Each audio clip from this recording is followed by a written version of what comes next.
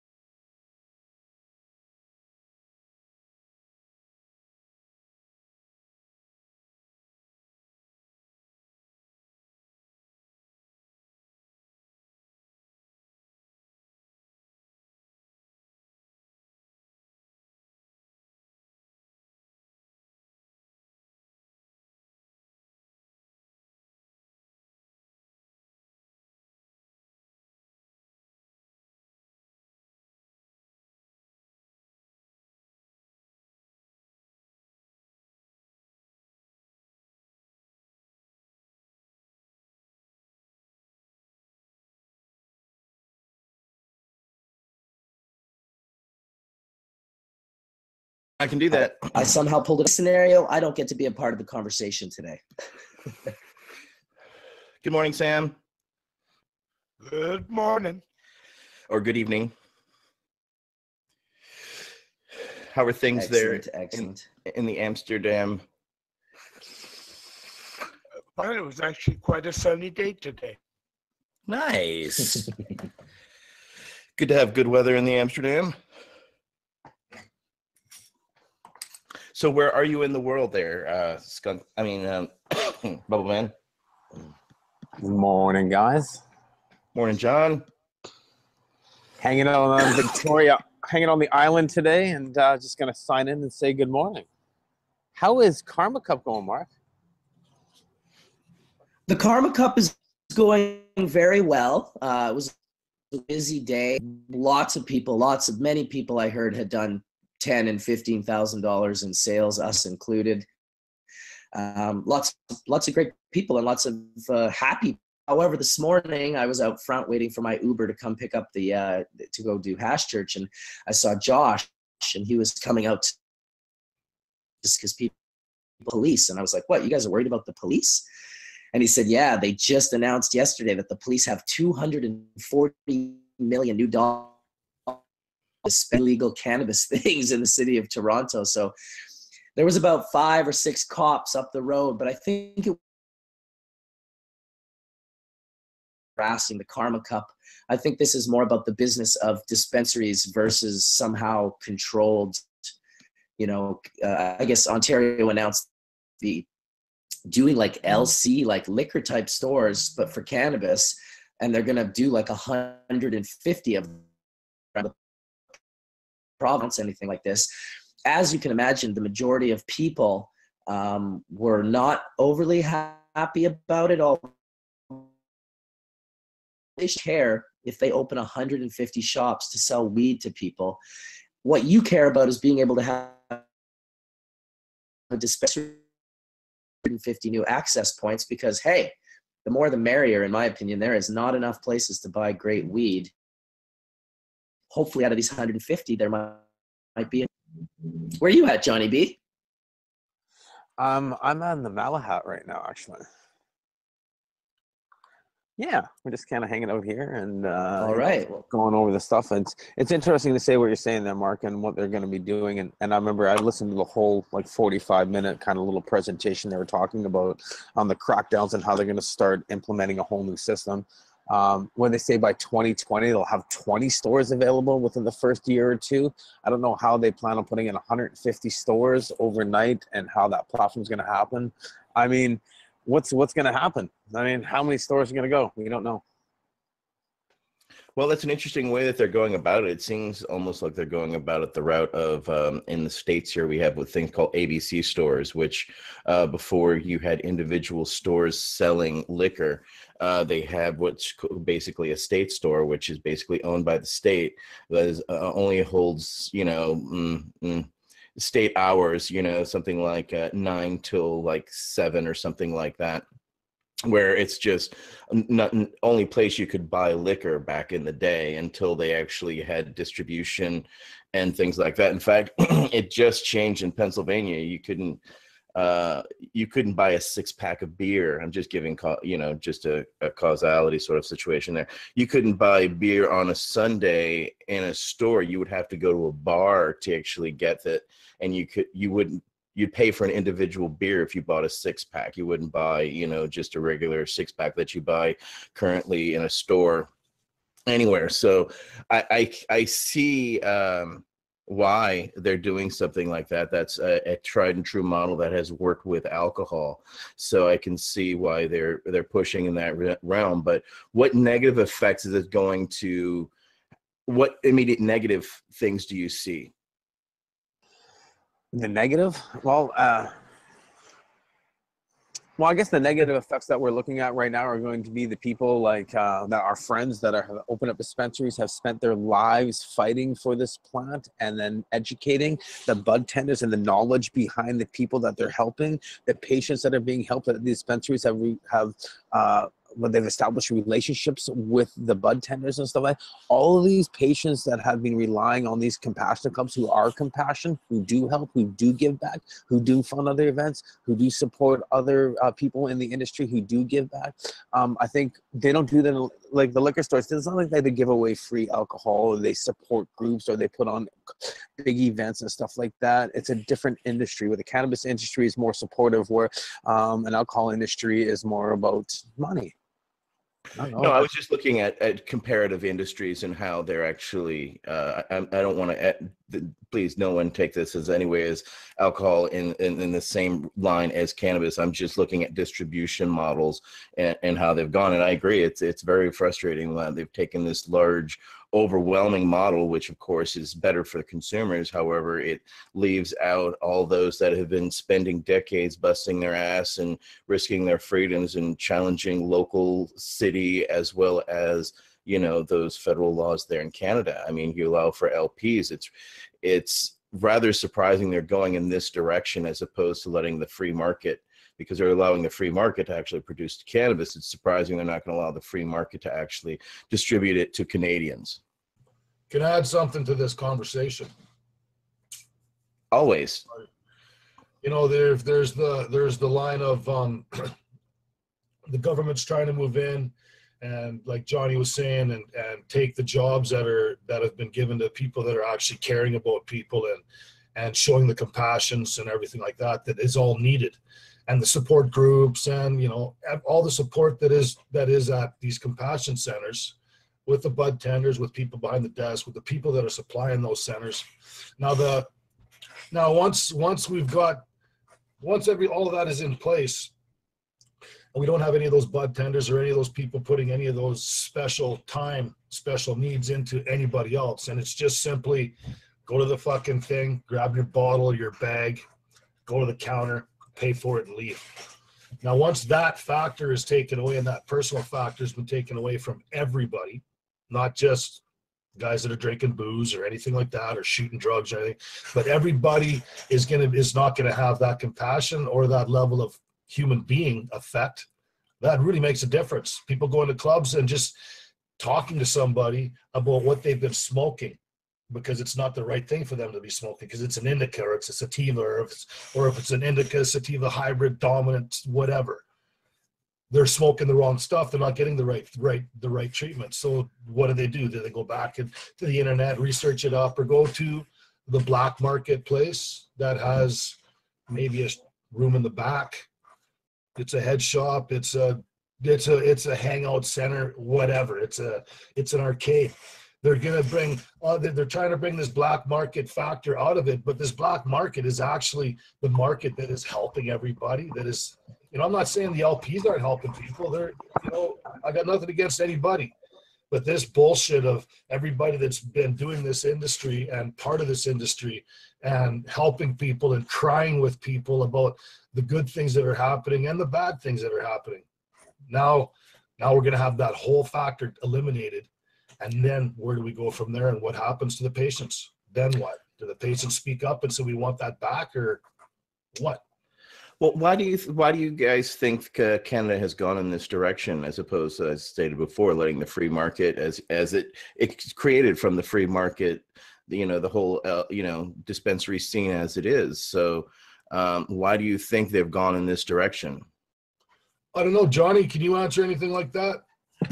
Well, pretty much what you're looking at is you're looking at a system. So they're trying to legalize cannabis, and the biggest thing about Justin Trudeau is talking about how they're getting rid of the black market. So by them putting in all of these stores, they got to open up distribution centers. So if I go into other places and other friends that have, like, say, multiple stores, they have distribution centers to supply those stores.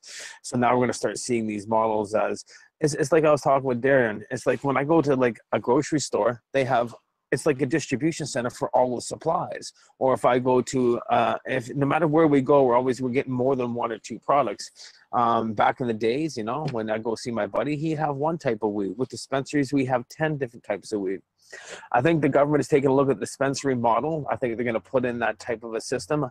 How they're going to start hiring around that will be interesting. I mean, there's no schooling for this. There's no education on how to prescribe cannabis. Are they going to use pharmacists?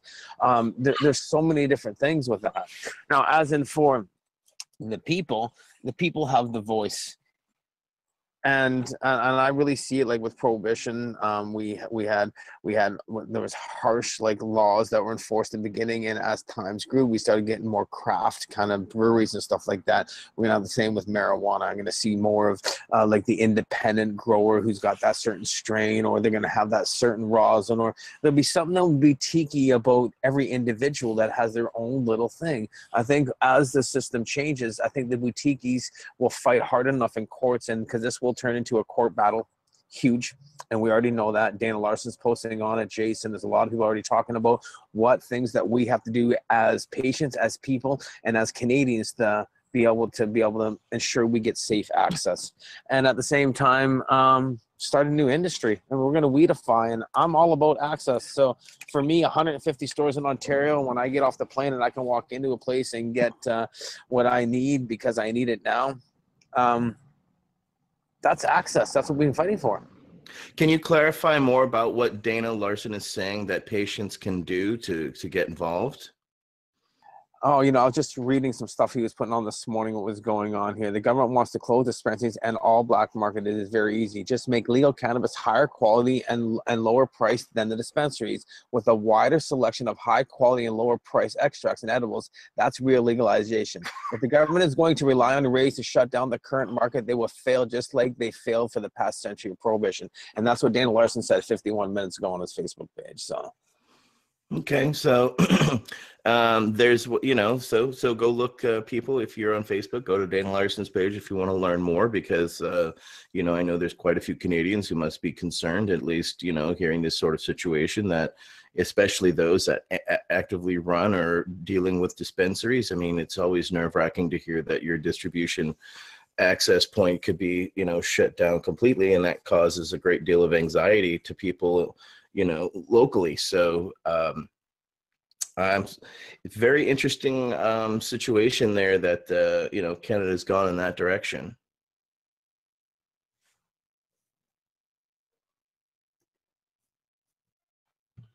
What? And it's really just in the state of Ontario, right? Yes, that's the state of Ontario. Yep.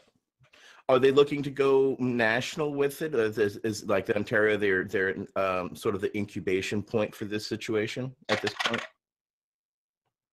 I'm not sure. Johnny, are you listening to that? I think Johnny froze up on us.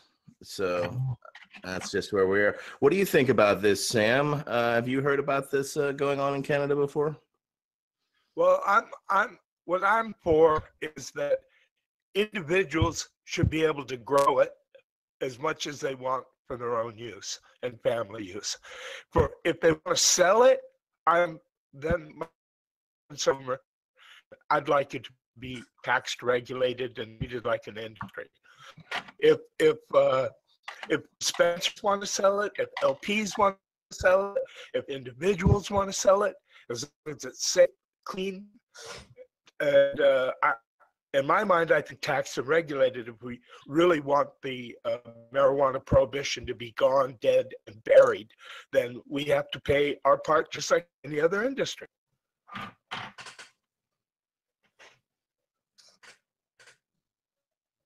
Well, this is the reality that we're seeing. We've taken it past that idea of that what we always said, we wanted it legal or we want it taxed. Well, this is part of those realities that transpires that, we didn't, I mean, I guess some of us have thought about, but, the government's taken it further.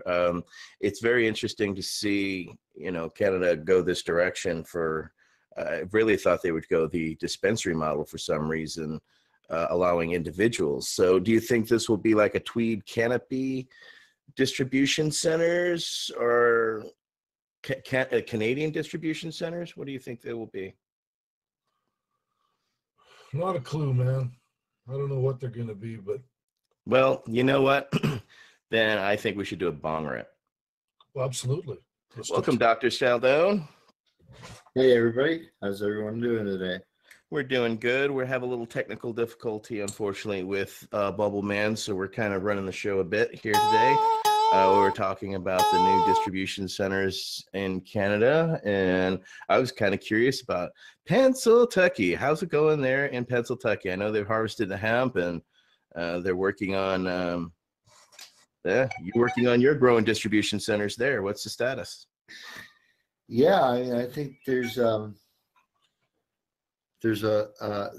again, the hemp is a only experimental research plot. So I think they're only allowed to grow somewhere between 3 to 5 acres. And I've asked a couple of the people who are involved to maybe be panelists on upcoming Hash Church, so they can give us a little bit of poop on what's going on. But there's also medical licenses for grower processors that have been awarded in Pennsylvania as well. So there's, groundbreaking ceremonies to open facilities and facilities, coming online, and it's happening in a neighboring state of Maryland too, as well. So yeah, I mean, there's every day, every week, there's more and more progress being made on establishing programs in these states. So it's good. It's a positive movement forward. That's what we all want to see. And, it's one thing to hear, states saying they're going to do something. It's another thing that actually transpire. So, I mean, it's very positive for Pennsylvania. Do you know approximately when Pennsylvanians look at having actual distribution centers to go purchase cannabis at? Is there a timeline yet? So the facilities are just, in the process of starting up right now. Doctors are being trained because they have to go through some mandatory training in order to be able to have the ability to prescribe. And they're trying to, again, increase the education of medical professionals so they can understand what are the right conditions that they should, look for to prescribe medical cannabis. And yeah, there's clinical applicants as well. So these are applicants that are associated with large research universities that have hospitals. And I'm associated with a group that's working with the Thomas Jefferson University in Philadelphia. And this is, again, I guess the notion is that they're going to do a lot of sort of outpatient, open-ended clinical type research to try to develop some type of understanding of clinical efficacy amongst patient population groups by volunteering. So a patient that would have a particular medical condition would basically volunteer some information through a medical questionnaire on how effective a particular strain or product or oil or tincture is, and be able to develop, information and databases based on, real patient experience with the medicine. Do you have patients lined up, or is there a way that no, people I think could that's get involved if they wanted to? Yeah, this is, building the plane while you're flying it. This is all happening while I think the legislation is new. Everything's new about it. That, universities haven't done this yet. So yeah, it's a big new unknown thing. So no, not yet. Are the universities embracing it, or are they still kind of at arm's length with it? Well, it's interesting because the Pennsylvania Medical Society is now, sort of looking at it and has established like best practices and rules, and as is the Pennsylvania Bar Association, again, giving guidance to attorneys, because if it's, if something's federally against the law, theoretically, an attorney can't give you any information to help you, break federal law. So that's always been sort of a quandary for attorneys, because they can't advise, and play the necessary roles that legal folks and attorneys play in the startup of new businesses, and be able to give clients advice in the cannabis business world has been always a tricky thing for attorneys, because they're they can be disbarred for giving information that can lead to their clients breaking the law. And so if you read that as that they can't give help to anyone in the cannabis industry, it's useful for the Pennsylvania Bar Association and all the other state bar associations to establish a set of rules and guidelines that attorneys can follow. Well, the Pennsylvania Medical Association has done the same thing for physicians. And so again, it's giving the legitimacy of having a set of standards and a set of code of ethics that this is how you apply this for this patient population, or in case of attorneys for, all the aspects that they interact on, business development and securing contracts and everything that attorneys need to do to be able to, see this industry, become established. And that's a huge step in the direction of allowing, the market to, to reign. It's key that they're allowing this type of discussion at those points, because those are key. Any type of business people are going to need counseling, and you're in the Commonwealth, so Pennsylvania as the Commonwealth, it's interesting to see how that shall all shake out for the equity. Yeah, in a Commonwealth, I don't think we can pass stuff by referendum. So like, Colorado and Oregon, like a lot of these states that have voted in things, it's been voted in by public referendum. And I think for some reason goes back to the 1600s or William Penn days. Yeah, in a Commonwealth, you can't vote in stuff by referendum. You have to, I guess the legislatures know best, Well, it's how it is. It's what's happening here in California. We passed our laws, but now they get a hold of it because they now have to regulate it. So I totally get that. But I wonder how long before we'll see the LTP tax on cannabis, because it's going to come in time. People don't know every can of soda and anything that goes through Pennsylvania.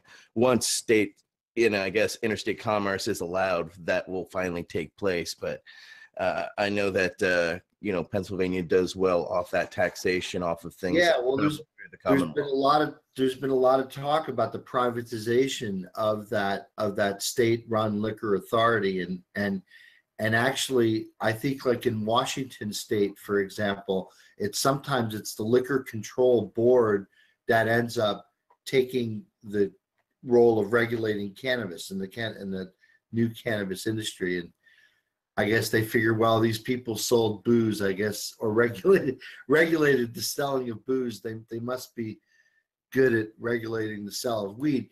But if you think about it, if the state wanted to have dispensaries or state-owned buildings and facilities, they already have a network and a distribution network within the state to get a controlled dangerous substance to a place for Right. I was talking about that before you came on, the Yeah. ABC stores, because when I was in Louisiana, when I grew up, they didn't have ABC stores. I could go to a 7-Eleven and pick up a pint or up to a fifth of Jack Daniels or beer, et cetera, et cetera. Whereas when I went to West Virginia, I learned that and in Pennsylvania back in the day, they had state stores. So yes, you already have that distribution. So that's actually happening in Canada. And Darren and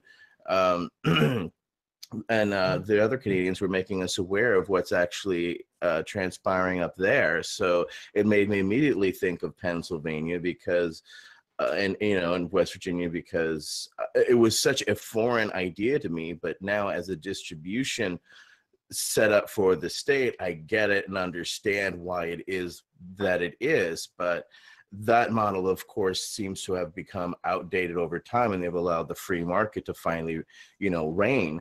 But I mean, how long did it take for Pennsylvania to come around? I mean, only last year did it pass regarding buying a 6-pack on a Sunday? You know what I'm saying, at a bar?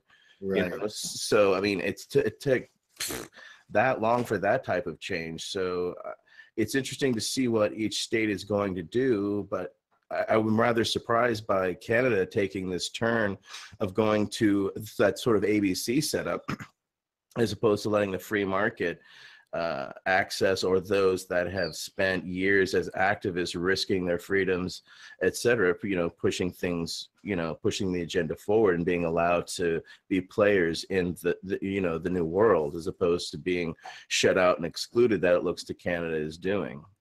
Do you think Canada is going to go in that direction, or, pardon me, do you think Pennsylvania is going to go in that direction, like the ABC stores for initiality, or do you think it will allow the free market? No, it sounds like it's going to be free market. It sounds like that's the way they're going to go at first. Again, there's a large number of dispensaries. There's a lesser number of grower processors. And some of those grower processors have their own dispensaries. So there will be a wholesale market between the grower processors and the dispensers. Dispensers are sort of, the licenses were given out according to population centers and basically where people live. So, in the Philadelphia region, in the Pittsburgh region, and in the Harrisburg, Scranton areas, the areas where there's heavy population, they have awarded more licenses in the area, but the grower processors are distributed throughout the state, and it's kind of like a 6 sections divvied up state kind of thing. But yeah, we'll see, because the clinical applicants too, the clinical folks can also sell, I think, into the wholesale market. So the clinical licenses are also going to be, valuable commercially as well. Excited to see what happens there. That's you have an opportunity there to really show the East Coast. Yeah, the one real, I guess, advantage in Pennsylvania is, I won't say advantage, it's kind of like a rare thing, is autism is a qualifying condition. And, I don't know, I've heard numbers like 1 in 5 people are somewhere on the autistic spectrum or autism spectrum. So the fact that autism is a qualifying condition is pretty big. That means the patient count for at least that condition could potentially be, in the millions. Without a doubt. So yeah, again, I've heard some stories about the effectiveness of cannabis with autism and, things like Asperger's or Tourette's, neurological disorders. And I'm not really sure that, again, there's a sort of one-size-fits-all solution to how effective cannabis is for autism. Well, I know it helps me focus whenever I'm in situations or stressful situations where other people are like, I don't know, I can smoke cannabis, and that helps me, in those types of situations. But I'm one of those. We're some of the rare ones on here who can fully function while on cannabis, whereas we've all come across people who can't, unfortunately. And that's, just nor here nor there. It just is what it is. Let's see. Well, there are some stories of, again, people, cannabis bringing autistic patients alive. I mean, completely, like people talking for the first time, putting sentences together. I mean, like they lived in a very, different world before they started being treated with cannabis. And again, I'm not exactly sure. I think autism is kind of a manifestation of several potential neurological conditions, and they may not all be the same, but certainly given the prevalence of the CB1 receptor in the human brain, you would think that, again, cannabis would have some impact on what it does, and maybe it's related to the same way that it works with epilepsy. But you'd think that, again, there's some kind of magic combination of using cannabis or being able to nourish the system to give good endocannabinoid responses to maybe some of these conditions that lead to seizures and whatnot. Well, it's been known as the tree of knowledge. It brings, wisdom to those who imbibe in it. Correct, Sam? I've read that in history books regarding hash and cannabis. I'm sure lots of people consider it the tree of knowledge and tree of wisdom and tree of medicine and tree of money. I mean, all different kinds of things. Touche. But I'm talking through history. I've actually read, manuscripts and things like that seem to reference. No, I agree with you. So I definitely, Doctor, I definitely see there's aspects of cannabis bringing, affecting, but of course it also depends on what strain, what genetic to that individual. That's the thing we also have to work on as well, is to find those combinations that work. And as we know, it's individualistic. It's very hard to come up with a swath recommendation. Dosage. Research has started on cannabinoids for the last couple decades, but now we're starting to focus on not only single or combination cannabinoid suites in a particular profile, but the terpene that goes along with it, or terpenes, I should say.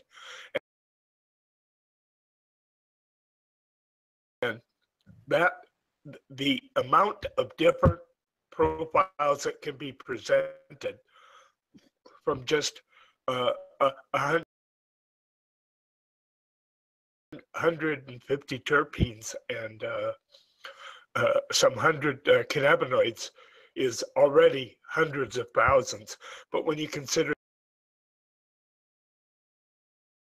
that you can alter the profiles just by increasing one of those terpenes or two of them,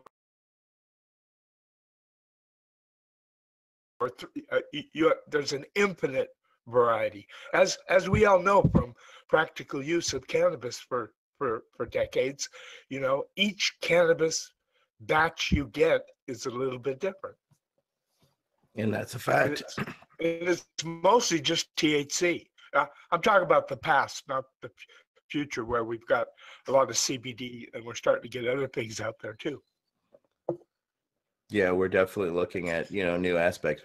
Without a doubt, those ratios have, always altered. And that's kind of always been the frustration of some patients when they finally find something that works for them, is that works for that batch. And then the next batch that comes through, it's either slightly altered in one way, shape, or form. And that's definitely, how it's grown, how it's maintained, how it's harvested, all those things, and consistency all the way through are one of the most important things to do, and one of the reasons why Bedrocan is so successful with the Dutch government, because they just grow consistently and they get consistent results, which is... Not only does Bedrocan do that, but once they start flowering in the room, they have no entrance by human beings. It's untouched by human hands. That was one of the most interesting things when I was there, to actually see, one, how far the lights were from the canopy from when they put them in, because I saw a room that they just put the plants in, and I saw rooms with full canopy. Of course, to see the evenness of the canopy was that was interesting. It was nice to see. I don't usually see that. But to see that the rooms are completely sealed and no one goes in once they're flowered was something and a concept I have never heard of, much less seen in application. And to see it was... No, I've been doing it for decades. I have it patented. It's called untouched by human hands. Of course, we did use monkeys. Harvesting monkeys, or... Yeah, special harvesting monkeys. Or beneficial monkeys. The parents were coconut monkeys that would twist the coconuts, but these guys twist the buds off. So you train them by monkey see, monkey do. You got it. That's some advanced apiary. But that's the only that I've ever seen. Is Bedrocan do that.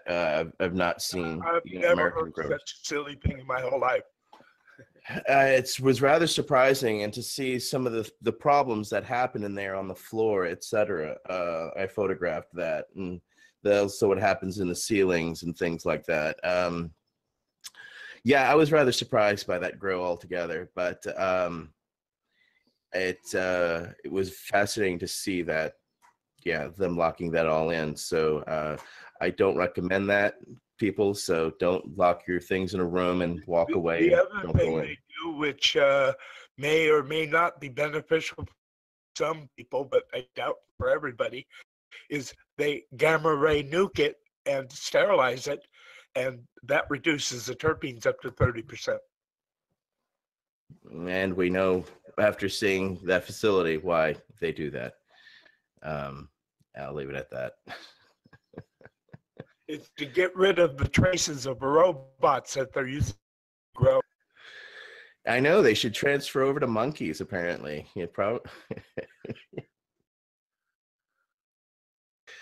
Well, there you go. Yeah, that's not fair to the monkeys. Yeah, it is, because I let them keep half hash they collected on their fingers. Sam, did the monkeys eat cannabis when you were in India? Did you see them eat or attack the plants or the hash? I never saw it, but not that I know of. Part of the reason might be that when you eat a plant, it's mostly THCA, and you're going to have very little effect. Right, it'll just pass through the body. Yes. Other animals, yes, I've heard of it. Yeah, I've heard of birds and other animals. I've had deer eat plants in Pennsylvania that I grew back in the day. So I mean, in California, I've seen wood rats just strip the bark off the plants because they wanted it for nest. Oh, they took all so they literally redded the plant alive. Yeah, and it wasn't healthy for the plant. No, I don't recommend that.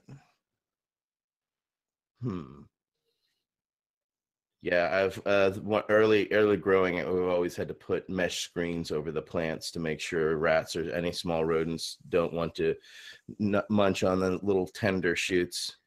But yeah, deer I had literally 41 out of 42 plants eaten by deer. So I'm not. Was that pre-flowering or after flowering? After flowering. Really? Yeah. No, I've seen deer. Sometimes they'll eat the leaves and stuff for the moisture because they can't find water. The plants were destroyed. You could tell it was chewed, because they were still hanging on the plants, etc. But there were lay marks everywhere. Apparently, they must have come through as a group and just got their game on and then crashed, then moved on. But yeah, there was lay marks everywhere. Yeah, so it was biker deer. Yeah, it was whitetail. It's Pennsylvania. They have whitetail. They don't have mule deer like out here in the West Coast. Well, deer are a serious problem, but I think wood rats might even be worse. And if you're in a civilized area, gophers. People have been having problem out here with sudden oak death attacking cannabis plants. And what just happens is their plants just die and they can't figure out why. And I'm not familiar or seen problems with it, so I can't really comment. It causes the mushiness of the cellulose, and it destroys any type of movement of fluid. So basically, it causes a mushiness right as the roots and the stalk separate right in there, and the plants just literally collapse. It's under their own weight. So a friend of mine, airborne or soil-borne? It seems to be airborne. I had a friend of mine who grows in the Central Valley, and he lost last year. He lost his entire crop in greenhouse due to it. So it's becoming his entire greenhouse. So actually, it was 2 years ago. It wasn't last year because he got a successful crop. Did he actually get it identified? Yes, he actually, because he's a fourth generation farmer in Central Valley, so he knows what he's doing and has access to testers. I'm not familiar with it, and I grew in the Central Valley for a decade, but it's a recent phenomenon. It's a type of rot that is sudden oak death has kind of appeared in the last 5 to 10 years, and it's a main problem here in Oakland because there's an Oakland oak, and they're trying to preserve it as best as they can, and they've been susceptible to it. I have an Oakland oak in my backyard. I have an Oakland oak actually outside my window in front of me here, so I keep an eye on them all the time, and they've been without any problem. But it's been unfortunately throughout the California and moving up and around the West Coast. Well, that's a drag. I like oak trees because if you look, you can find chanterelles. Right. I grew up in Louisiana with huge live oaks. I used to play on live oaks almost the size of some of these sequoias in diameter, et cetera, et cetera. So because these are, there's Evangeline oaks, et cetera. So I've always had a fondness for them and, how deep their roots are. I was, rather surprised how shallow the roots are of the sequoias here in California. They're really well known for having such shallow roots, but they make up for it in age and size and girth. Well as being fireproof. I mean, fire resistant as well. That's a lot of people I know who use, redwoods on their houses out here in California for that type of also fire. Insect resistant in houses. That as well. And that's key. But there's a lot of problems right now out here in California and throughout the West because everything's on fire, up there, Darren, up there in BC and stuff. It's all, the fires are going. And I know a lot of outdoor people are, upset because their crops are being ashed on, as well as, those particulates that are burning or falling and, gutting into the, your crystals and everything on your plants. And you can't wash that sort of thing off. So it's causing a lot of problems for people literally from California to Missouri right now. That are growing outdoors. So we feel for you, everybody. Any suggestions, Sam, or what people could do regarding if they're in fallout areas of a fire as best as they can do to protect the plant? I honestly, if you're inside of a greenhouse or a building, you could try to filter the air that comes in that you're supplying your plants to, so you're not spreading any contaminants to them, and that would protect them if you can. Whereas in a greenhouse, it can be harder because most greenhouses have open ventilation up on the roof. So and outdoors, what the hell can you do? I honestly don't know. Maybe pray the fires go away. Well, isn't it like any other natural disaster areas? It's basically fucking take it as it comes, and if it's a fucked up crop, it's a fucked up crop. I wonder if the ashes, any of that stuff will do anything to the soil. With yeah, if a hail comes or a flood comes or hurricane comes, you lose your crop and you grow again next year. Yeah, my buddy up north, he had a hailstorm just tear through parts of Pooskoopi, is the town called. There may be 1,000 people living there, 500. How much? About that. A hailstorm hit so hard that it killed my buddy's whole garden. It smashed sunroofs out of houses, windows out of houses. His 1970 GMC pickup, mint condition 70 pickup, smashed and dented. Like someone went around with golf ball hammer and smashed everywhere on the truck. Smashed windows, wreaked havoc. Like house insurance, the siding on his house smashed, garden destroyed, everything. It's a natural disaster. Mom Nature was mad and she laid her fucking havoc across the land. That was that. Pick up and move on. That's the shitty part, but that's the reality of it. And that's the same with our in places like California, and I'm sure in Vancouver also it's true. I mean, before there was man, nature had a natural cycle, but there would be a lot of rain, lightning would hit something, just repeated over and over and over. Yeah, they've realized that as I go to national parks all the time, and they finally realized, as opposed to trying to control these fires, that it's best to just let them go, because they've realized after all these years of conservation that it's really the best thing that they can do is allow nature to do what it does, because that type of burning clears the brush and clears all the undergrowth. Right, and humans have houses. Right, but they've also realized to stop doing that so much in recent history and just allowing those houses to burn, as opposed to, they still try to save them the best as they can, but there's pine cones that are triggered by fires when they come through, so they release their seeds. There's a whole structure to these fires that they've now come to. No, it's absolutely true. After a fire, there's new life. New life, right. That's right. The fire's created as well. If it wasn't for the fire, it would not be. That's it. Those seeds wouldn't sprout or do anything without the fire from those pine cones. That's what germinates them or activates them or something. I don't know.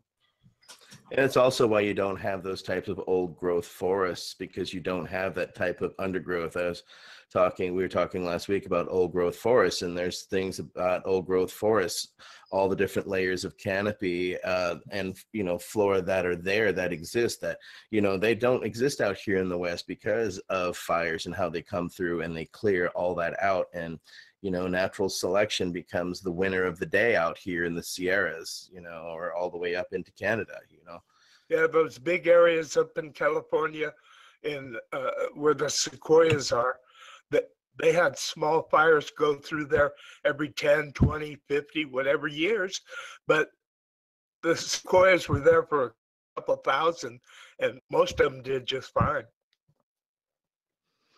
Yeah, it's very interesting to see out in the Sierras right now because of the fires, and we send our best to those that are out there doing the dirty work, and the fire jumpers and the firefighters that are protecting people's houses and everything right now, because they're doing work that definitely needs to be done, and we respect what they're doing, and that stuff's crazy, because I know a lot of people rely on their hard work and dedication. So I'm going to send a bong rip out to those hardworking individuals who are trying to save other people's lives selflessly. So shout out to them. Hey, can we get a bong rip there, Darren?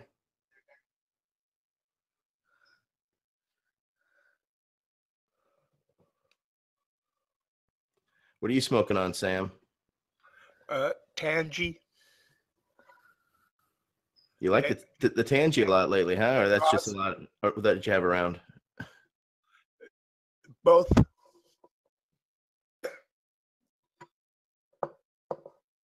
Tangy is very popular out here in California right now. And of course, they're mixing that with now everything, and you've got all kinds of different strains coming out from it. So, which of course comes from the Calio, and yeah, so it's interesting to see all these different. Sounds good. People should try to get not only the taste they like, but the effects they like. Then I would also suggest in the strength they prefer, because you can smoke smaller amounts to adjust strength, but it's nice if you can get what.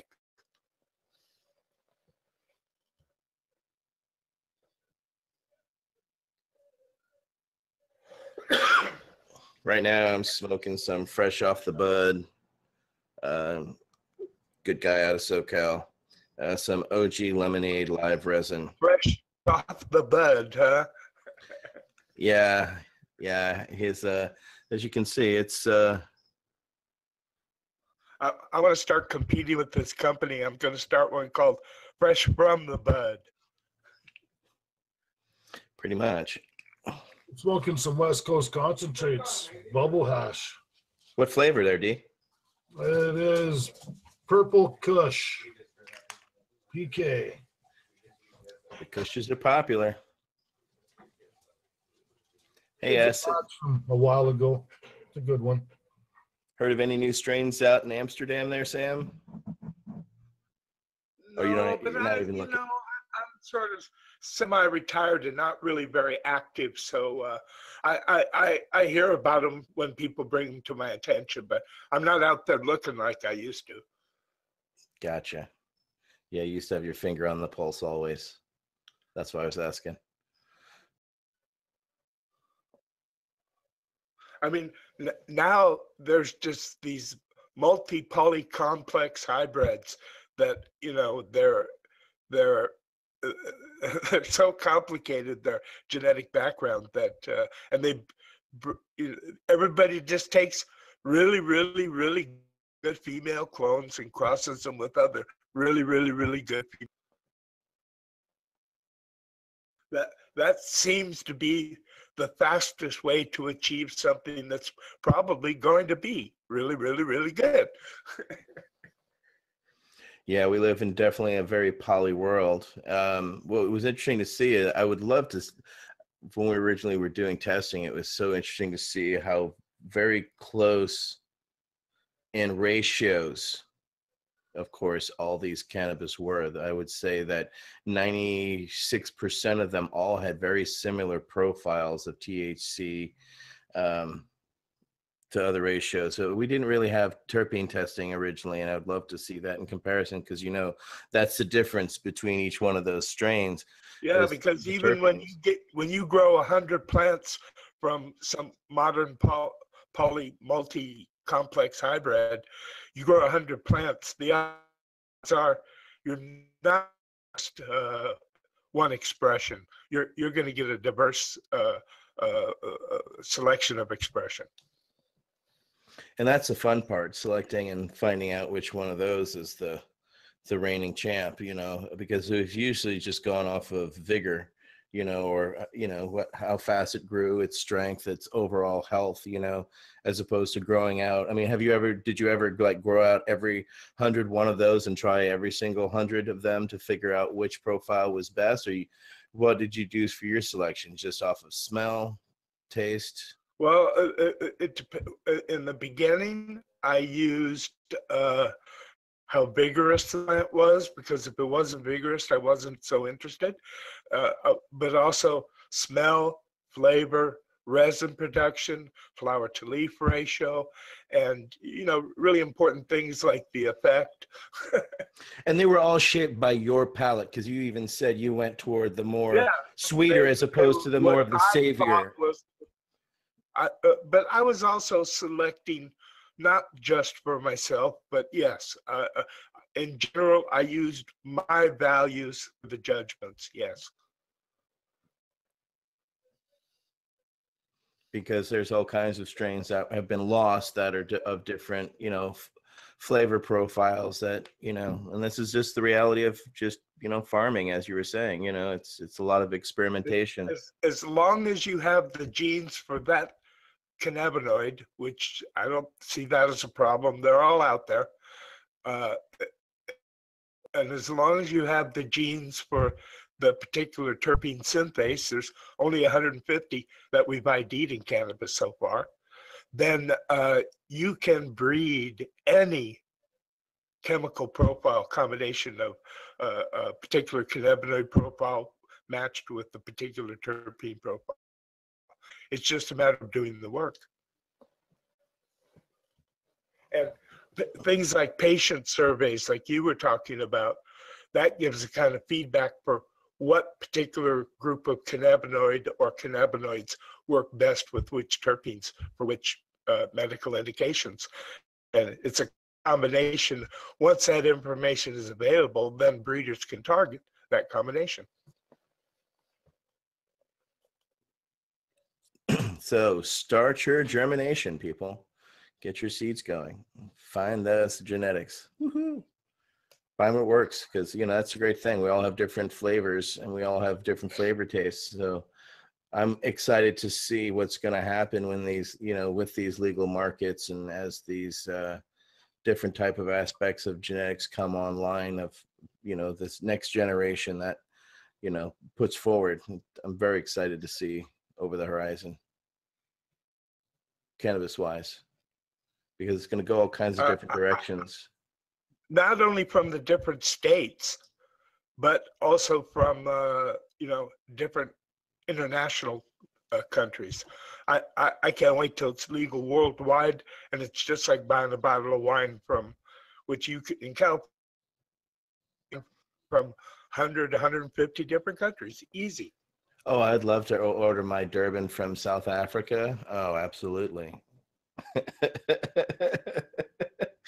and yeah, various other genetics, but as well, Sam, though, I mean, how many of these old world genetics are still out there that are being, I mean, there's small aspects in the world there's still patches of, but I'd say the best chance to find some pure, for example, Durban South African genetics would be there.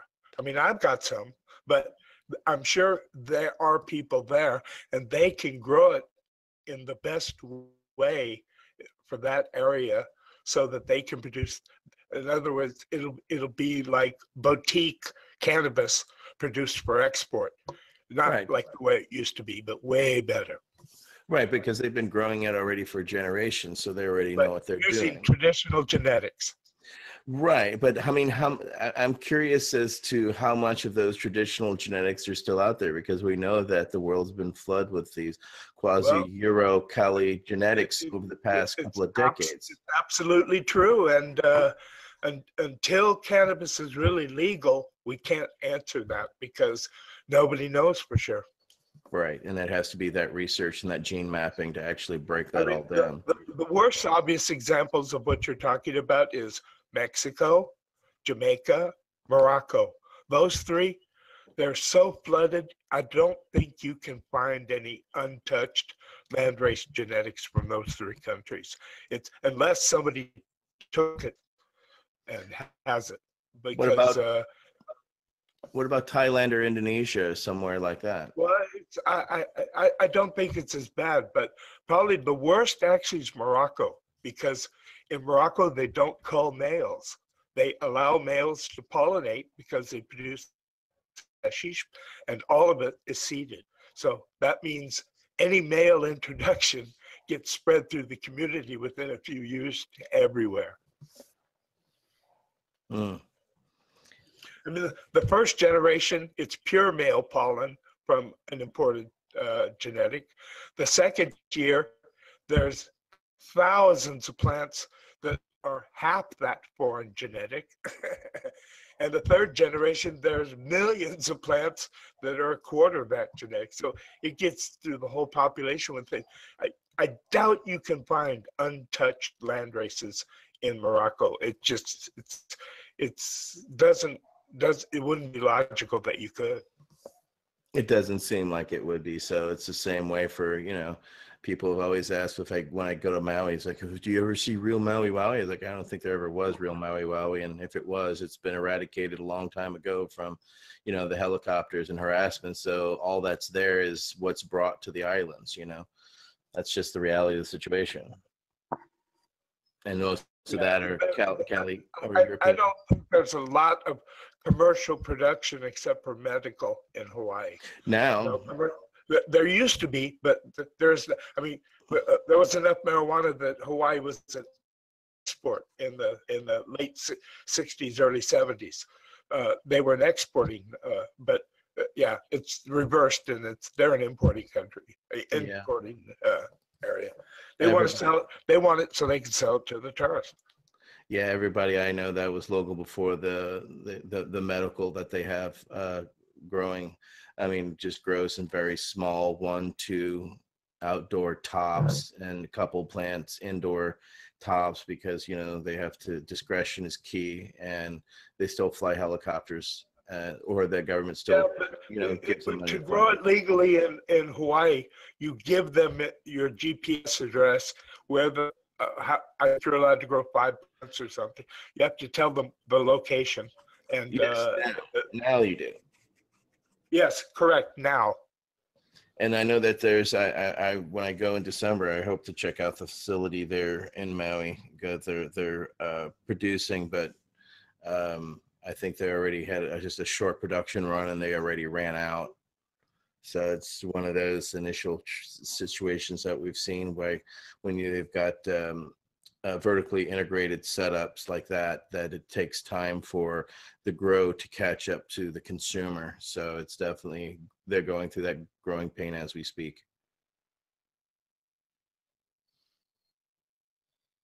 Well, I used to, in the early 70s, I thought Hawaiian, and the reason was because they were using narrow leaf drug genetics in Hawaii.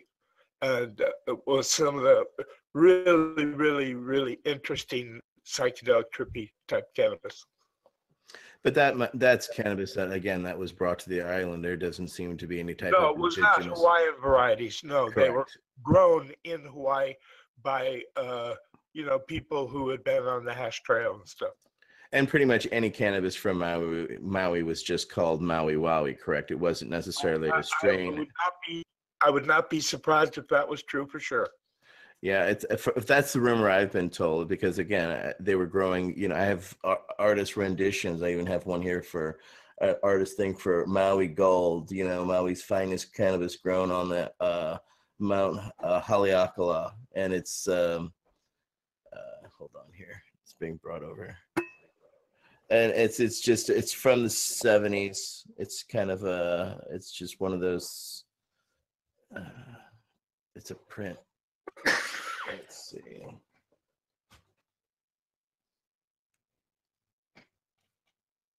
So yeah, that's one of those crazy things. Fine cannabis at a popular price, harvested on the slopes of Haleakala. It was more of just advertising and just things like that. It wasn't any type of specific genetic. From even people that I've talked to, they were just, as you stated, Sam, they were long leaf equatorial genetics that were brought to the islands and grown apparently very well. It grew, those equatorials apparently. Yeah, because they're resistant to the kind of problems that you get in a wet, hot, short photo period environment. And I'm sure a lot of them did super nice. And how would you rate the quality of that cannabis? Because you had tried some of that Maui back in the day, yes? Oh yeah, no, I thought some of it was almost as good as the haze, almost as good as the best Thai sticks. It was really, really, really good. Excellent. Yeah, the first time I saw Thai sticks, I didn't believe that was actually cannabis. Because I've seen people grow haze and haze hybrids in Hawaii too that came out really, really, really nice. They didn't want to grow super big giant plants because they didn't want thieves to see it. They weren't afraid of the police because they were legal under that program. But they could only grow, I think it was 5 plants or something. But they thought the quality came out super nice. Oh, here's somebody. They want to see this again. The Maui Gold. So I got this in Paella. Isn't that Einstein smoking that?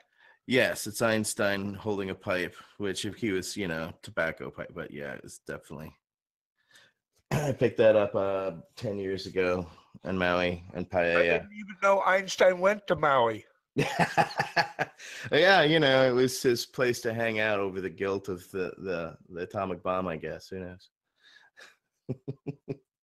I don't think he's ever been there. But of course, somebody will produce a picture of him in Hawaii and with a lei around his neck and some Bermuda shorts. I'm still stunned over your bone pipe last week there, Sam. I have to say that was definitely the mic drop of the month for sure. I've seen quite a few people who have the very top half of a human skull, and they use it for when you break up buds, or you make a joint with hash and weed, or with hash and tobacco, as some Europeans do, and they have like a little hash bowl that they use. And, wow, they use a human skull as a rolling tray. Yeah, but it's a rolling bowl. Yeah.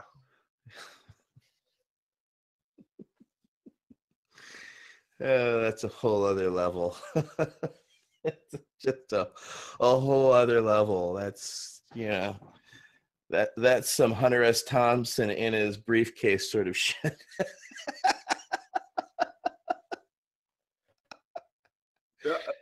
I think they were all bought either in Nepal or Tibet.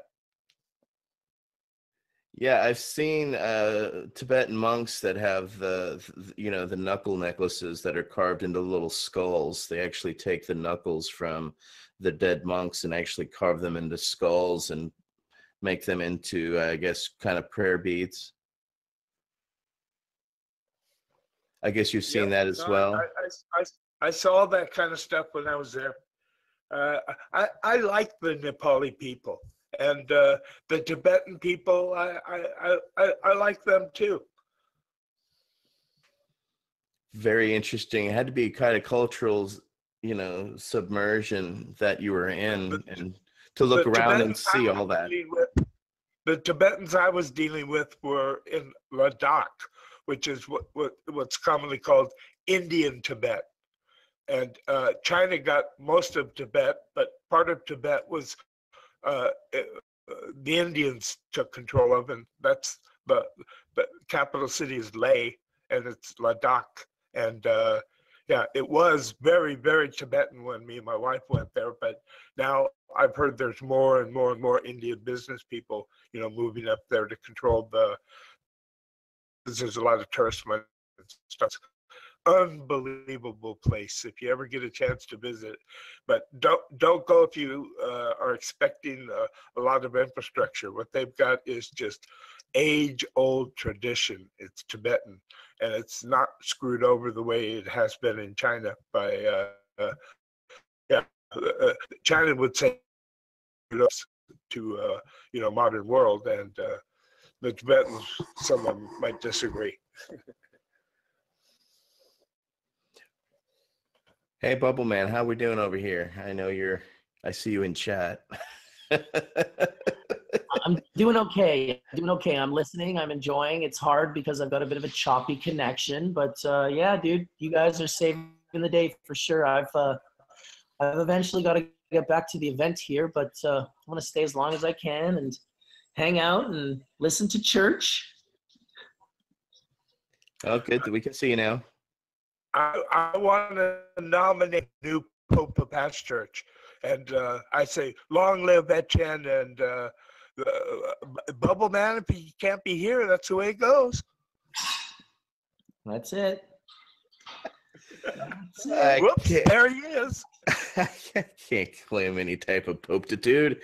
Bong rip. There we go, bong rip. I can do that. Outstanding. I don't even have my D-nail hand up, and I have no way of puffing for hash church, so I'll just I will just go. puff one for you, Marcus. We will puff one in Oh, your I honor, appreciate sir. I'll blow it right in your direction. Thank you. Well, I'm in Toronto, don't forget, so don't be blowing it in the wrong direction. Let's play a little catch up. Oh, yeah. I don't know if I told you guys this already or There not. was from Bayfield. Rescued a Did you bird. know that? Oh, sorry. Was you saying something? No, Sam? no problem. Excuse me. Oh, my cat's captured a bird today or last night sometime, and I come out my hallway and there's some feathers on the floor, and I'm like, oh, I can catch another bird in here to eat. So I'm looking for the carcass, and there's no carcass, so I'm thinking they ate the whole thing, and there's just the feathers left over. A couple hours later, I'm looking on my windowsill in the kitchen, getting a drink for making my coffee, and there's a little bird on my windowsill hiding behind the vitamins.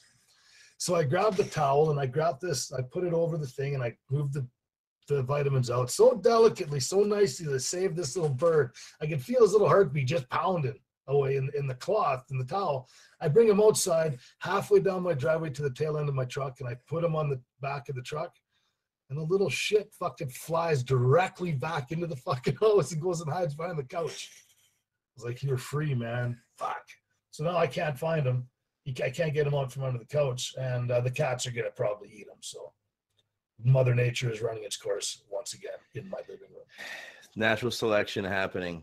It is. I tried to save it, man. It was saved, and it flew right back in. I couldn't believe it.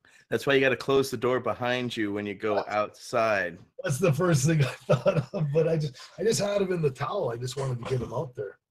Yeah, that reminds. Yeah, I had. Oh man, that reminds me. I remember I was like 11 years old, and I caught a garter snake, and it was wrapped around my arm, and I brought it into the kitchen, and my mom was asleep, and I got a jar, and I got its tail in, and I tried to throw its head down and then put the cap on, and it just springs straight out of the jar, goes right behind everything on the counter. And I'm just frantically, looking for it. As I just grab it, I turn around, and there's my mom with her arms on her head. What the hell are you doing? I'm like, oh, I have a snake in the house. You brought a snake in the house? Oh, yeah. No, what you should have said was you found a snake in your house and you wanted to get rid of it so your mom wouldn't get upset. I wasn't that bright in the moment. Back then, I was I was a deer in the headlights. I was like, argh. I was a good little Catholic boy, so I confessed immediately. I was, yeah. I learned to lie later.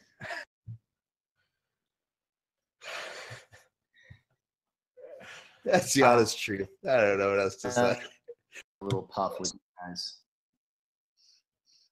Hey, all right. Knew you couldn't last without us.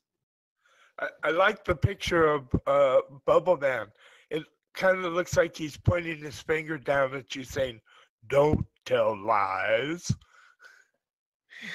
Well, I learned that a lot, in my adulthood, don't lie. That way you don't have to cover up your own tracks. You don't have to remember what you said, It's one of those life lessons, There's little white lies sometimes you have to say in life, but, sometimes you think that in the short term, lies are better or easier. But in the long term, the truth is. Yeah, you got to always play the long game in that resolve. You're only selling yourself short. Well, who the hell wants to be deceived? I mean, how lame is that? Let's just deceive our friends and the people. The American public apparently like it because look what we keep electing. We keep electing fools and idiots. People go to Las Vegas. What is it for? What is it for? To be deceived. You mean that's not really the Eiffel Tower?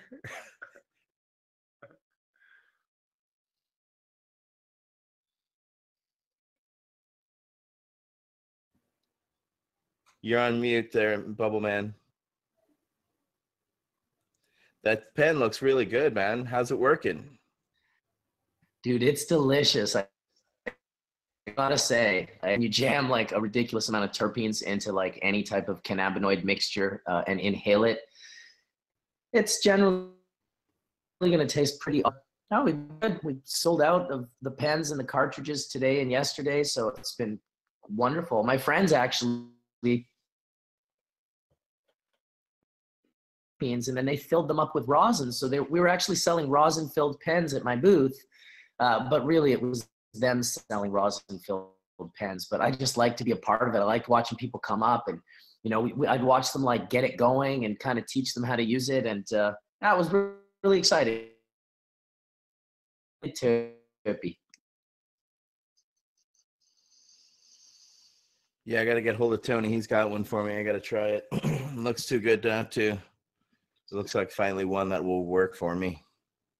Yeah, I think you're in for some luck, Etienne. I think he has the California smoothie for you, which is like strawberry banana goo mixed with clements. Ridiculous.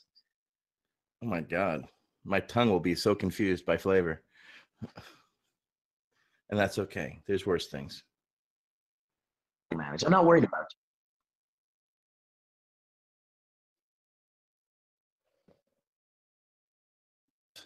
Well, I do appreciate. I know it's a little choppy for me here, and it was a little bit rough to try and get a church going. But even if we can pull off a couple hours, I'm super stoked, man. I do appreciate Wade, our beautiful email the other day, and I meant to reply to you, Wade. I've just been traveling and I've been busy. I read it on my phone when I landed, actually. And we also love to have you here on Hash Church, Bud, as often as we can. Yes, Wade. Hi and welcome, and thank you. And Marcus, who's going to be our special guests for next week? I mean, I can think of all kinds of people, but I'm curious, who's making a promise to show? I haven't really asked too many people, but I'll probably send out an email today, and it's going to be a very long email list. And in fact, I would ask you guys as well, if you can compile any emails or contact info for people that have been on the show. I want to invite Jessica back. I want to invite Samantha Elvey back. I want to get put an invitation out to Dr. Grinspoon and all these different people that have been on the show over the years. It would be it'd be pretty awesome to have just like a nice flow of people. And Natasha said she would also help out with that. So I'm looking forward to it. As much as I want to be here next week, I will not be here. I will be sitting in my seats in the stadium in New Orleans. So I will not be able to be on board. So we will miss you, Ed. That's all good. I'll be back the week after for sure and continue onward. And what happens if the hurricane turns and it goes to New Orleans? Well, the one behind it is what we're concerned about, and the one behind that as well. So we're keeping an eye, and that's happened before. That happened to me for Katrina. I actually bought my sister and her kids and myself tickets to that game, and I had to cancel the game. So if that was the reality, I still have those tickets, by the way. And that's just the reality of being from the South is, when hurricanes happen, you cancel. You don't fight the system. You can't fight the system. Mother Nature wins. End of story. So if that happens, then I will be here, for sure next week. I won't fly out on Friday to New Orleans. So, but I'll know by then, and I'll keep you posted. Won't. We'd love to have you. And I love to be here. And if that's an opportunity for me to be here, then I'll enjoy that as well. But these hurricanes are just, man, Harvey was bad enough for Houston. I mean, there's no municipality I know could have survived 4 foot of water falling on it. I mean, anywhere, much less now, Irma coming right behind, which has just absolutely devastated the Bahamas. I mean, beyond some places beyond recognition. I saw a video today of somebody on a beach in the Bahamas, and there's no water at the beach. They had the storm had sucked all the water for miles off the Atlantic completely. So it's just the amount of force that Wow. thing is generating and the strength, it's not even funny. So I have people that are actually in the path of that. So I send my love, and I wish the best for you, because people can't afford to get out. And that's the reality. And I wish them nothing but the best. And we got other ones right behind that. So I don't know how, after seeing these storms that are considered once in a lifetime, once in a century, we've had 5 of them in the last, 10 years or so, before humans, or at least Americans who deny climate change, start to believe that we're actually having effect on the reality that we're seeing. And I can't see, with this type of evidence out there, that people still deny it. It's amazing. Doc, it's got to be absolutely dumbfounding for you, from a man of science, to watch constant denial of actual science, replicated science, and for them to go off of bullshit papers that have actually been debunked, to continue to deny man's influence on the weather that's happening is, I don't get it. Yeah, by senators whose states need billions of dollars in government aid, right? But it's amazing. Well, not amazing, but imagine if there would have been a cannabis industry in Houston. I mean, if there was an industry like cannabis on the ground in industrial areas of large cities like Houston, like it is in Denver, it would have been completely wiped out. Oh, hands down, there's no way it could survive a week without light. No way. Well, just all the water, and then the water is filled with all kinds of runoff and toxins. I mean, it would basically just wipe out your entire crop, and you'd lose, a lot of equipment, and your facilities would just become completely fouled with all that mucky water. Yeah. I mean, you see what people are doing is they're coming in and, gutting their house at the water line, right? So you see everyone removing their sheetrock, and I guess it would be a good time to be Georgia Pacific selling sheetrock, or Louisiana. These sheetrock companies are probably making a bundle. But you'd have to imagine, again, that, like with something as devastating as this, I mean, it's like, not only something like this, like if this were to happen, if there were a cannabis industry in there, all the people who work there, well, right away, their houses are flooded, right? Their jobs are basically on hold, right? Because their whole, operations is completely flooded. I mean, your whole life is just completely devastated just because of a hurricane. And and then out in Oregon, I mean, the whole state's on fire, for Christ's sakes. It's unbelievable. I mean, we're going to find, again, someone had made this comment in chat earlier, that outdoor Oregon in 2017 is going to be the year of the concentrate, because everyone's going to have to distill their stuff to make it not smoky.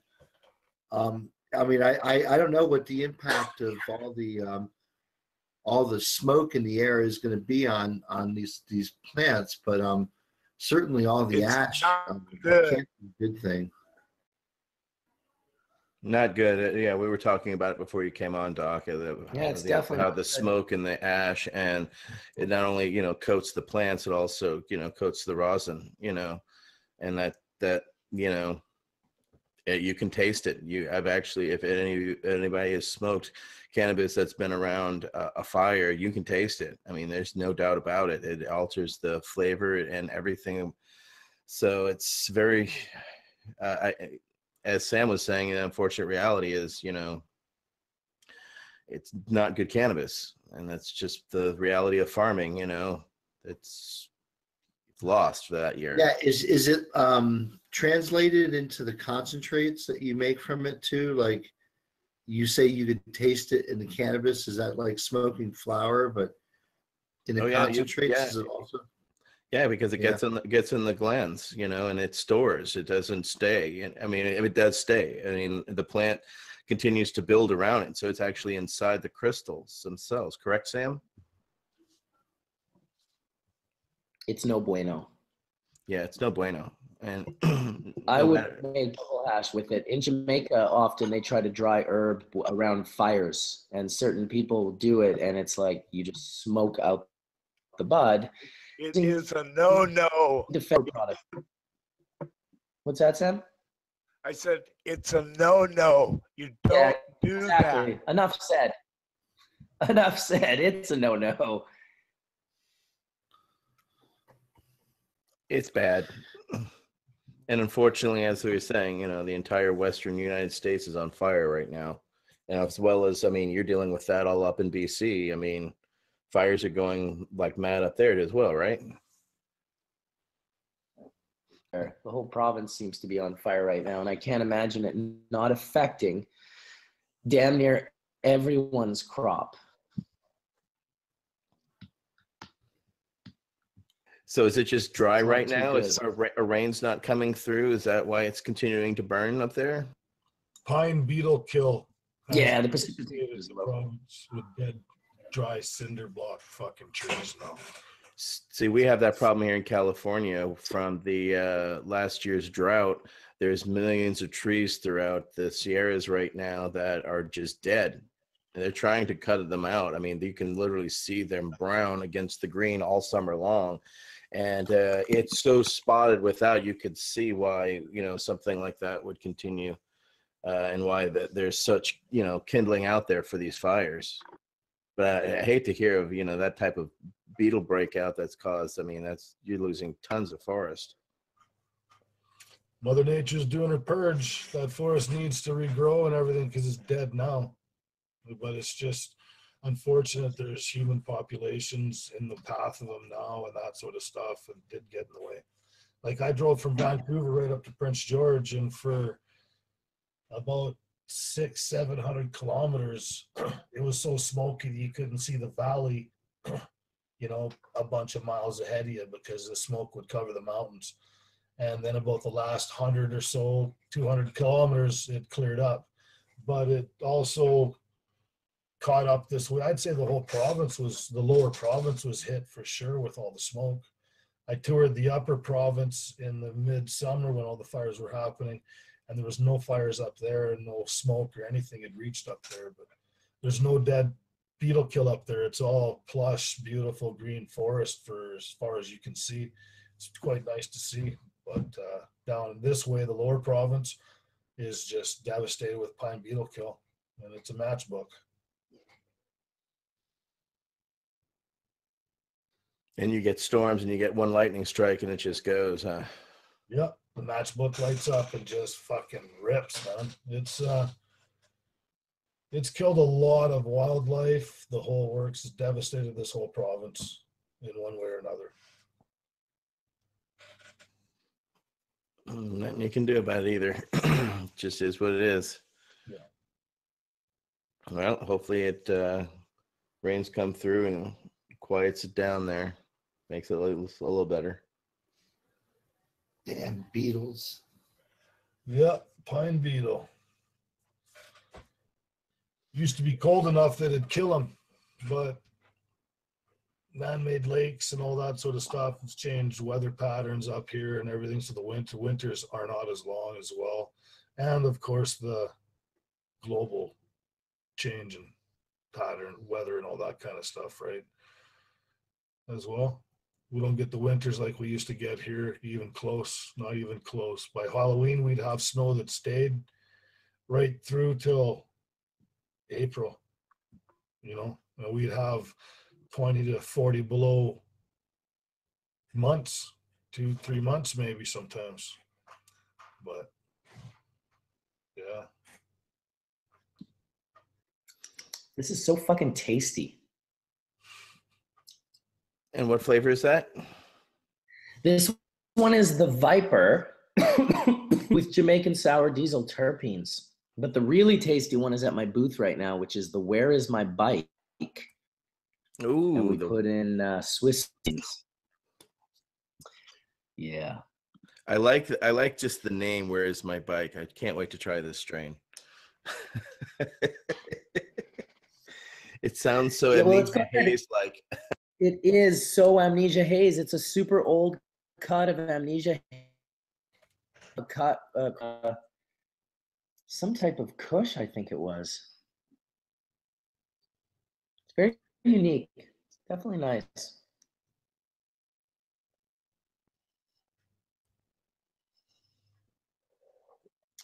I wish I had the. Oh, go ahead, Etienne. I was about to say, I wish I had the news. They usually would send me the ICRS news, but for some reason it's coming later in the day now, so I don't get it to give all the update on what's the latest stuff on the news, because some people ask what's up.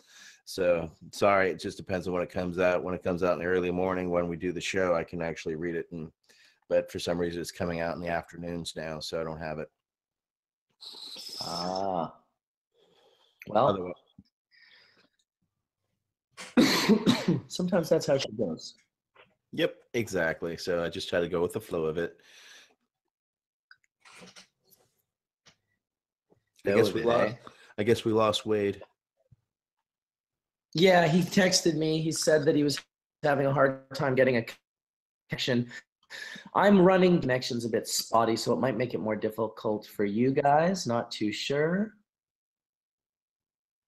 You do come in choppy, but everybody else seems to come in as normal. Sam's his usual choppy self.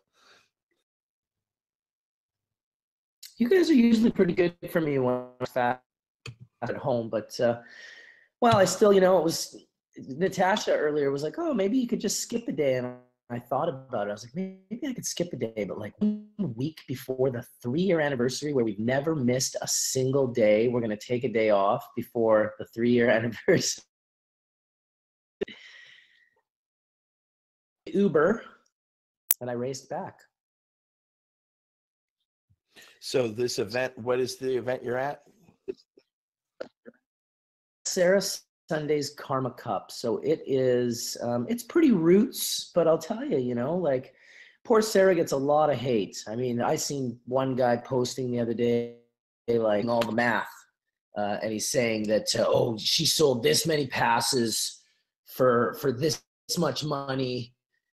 She sold, of these for this much money. Oh, look at that. He privated his account. That's funny. And then added up like $1 million or $500,000 or $400,000. And it's just, people are trying to make it seem like she's just killing it and crushing it when really she's so stressed out. There's so many logistics. There's so much work, and she's done a good job in my opinion. The venue is not the best venue in the world. It's a parking lot, hole in the ground type of thing with booths in it, but she's bringing. There are people rocking through this thing left, right, and center. We were nonstop for 10 plus hours yesterday. We didn't get a break. And that's how, because there's barely, the size of a parking lot, maybe a half an acre, or a quarter of an acre even, maybe smaller. But good. Well, haters are always not much to complain about. What's that? It's like haters are always going to hate, but it costs and takes a lot of time and energy, and people don't realize the logistics. I mean, back when we would throw events, I mean, just the cost of insurance alone, we had to, just one event, you had to have over $1 million in insurance just to hold the event. You know what I'm saying? So I don't get off where people start throwing that type of, unless they're actually on the inside and see what actually goes down. You'd be amazed how actually thin those margins actually are. Bubble Man, but it's amazing when I see people on the outside start punching bag on people and stuff like that. It's just unfair unless you've actually done it and thrown these types of things. There's no need for you to comment. Just either go and enjoy and rate the event for exactly what it is, or isn't, and if you don't like it, go throw your event, Well, Stop but that's the thing. on people's energy and trying to do something People don't want to positive. throw their own event. They want the event that someone else is throwing. It's just like easier to criticize what people are doing. And I spoke at the normal part of the conference yesterday. I spoke on a panel of growers, and we were just kind of talking about that very thing. And it's It's people. Yeah, people are a bit funny. I complain about access. There's 150 new stores that are going to open up in Ontario to sell cannabis, and everyone's upset about it. And they're like, oh, they're going to control it. And because like what they tried to do the same thing with booze when booze was legalized, but they can't control it. It's available on every street corner. Restaurants can fucking sell it. Like, for God's sakes, there's bars that are just places where people go and drink booze. And the exact same thing will happen with cannabis. LCB type stores that are government run will never be able to control it. They'll just be one part of it. And I think people are so limited in their ability to see the bigger picture. They only see their slice of their pie that they want. And it's like, well, that's great, but there's a lot of people out there and they require all the slices of the pie to be taken care of evenly. So I think that with the normalization and the acceptance of cannabis as a medicine and a recreational drug in society, all of those things are going to come to fruition. Vapor lounges aren't going to go away. Vapor lounges are the new bars for cannabis. No way. I can promise you. No matter what any government does, it will never go away. We tell them what we want. That's how government works. And everyone should remind themselves of that the government knows what's going on. We decide as a society, and then we make it happen. And, it's been slow in Canada, but nonetheless, it's exactly what's been happening. We said we got hemp growing. We said we wanted to grow our own personal licenses. Slowly but surely, we got exemption 56s and MMARs. The MMAR system so badly, they tried to get rid of it. We fought in court and we won under charter breaches. So, in my opinion, fight for what you and the things out there that you might not see as being the way it should be, then make it the way. And take a giant steaming shit on someone else's dream. Well, we almost had that happen to us this week, actually, in the United States. We had the Rohrabacher-Blumenauer. It was originally the Rohrabacher-Farr Amendment was initially pulled, and we thought we were going to be without federal protection anymore, which basically the Rohrabacher-Blumenauer prohibited the federal government from going into any state where there is a legal cannabis market, be it medical or recreational, and could not spend any money. It's the whole reason why I won my case against the federal government, is because after a certain amount of time, the federal prosecutor could not take me into court because they would have to pay him to go into court. And by doing so, they would have violated this amendment that has been passed alongside with the budget amendments. So there was some budget shenanigans this past week where Democrats and Republicans didn't think they were going to have anything go through positively, but for some reason, Pelosi and the Democrats put up a sort of a coup and educated 45, who is the current president, and he capitulated and went along with Democrats. And initially, it made sure that any type of amendments that were controversial amendments were pulled, and therefore it looked like the Rohrabacher-Blumenauer was dead.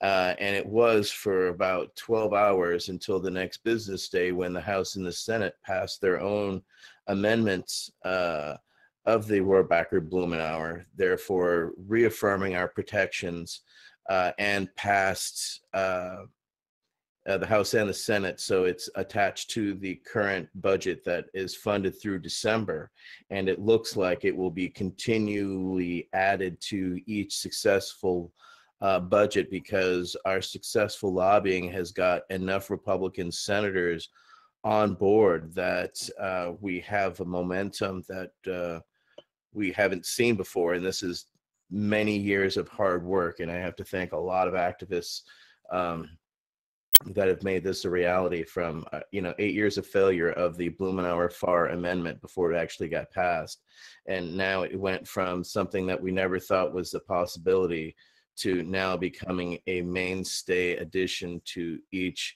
budget and budget amendment, which is as best as we can get until federal prohibition changes. This is the best type of protection that we have currently to stave off any type of federal interference into our individual liberty situations that are happening in these individual states via the 10th Amendment. We're allowed to, exist and be our own little democracies, even in the face of, federal law. And of course, that interference would be very costly to the industry, needless to say.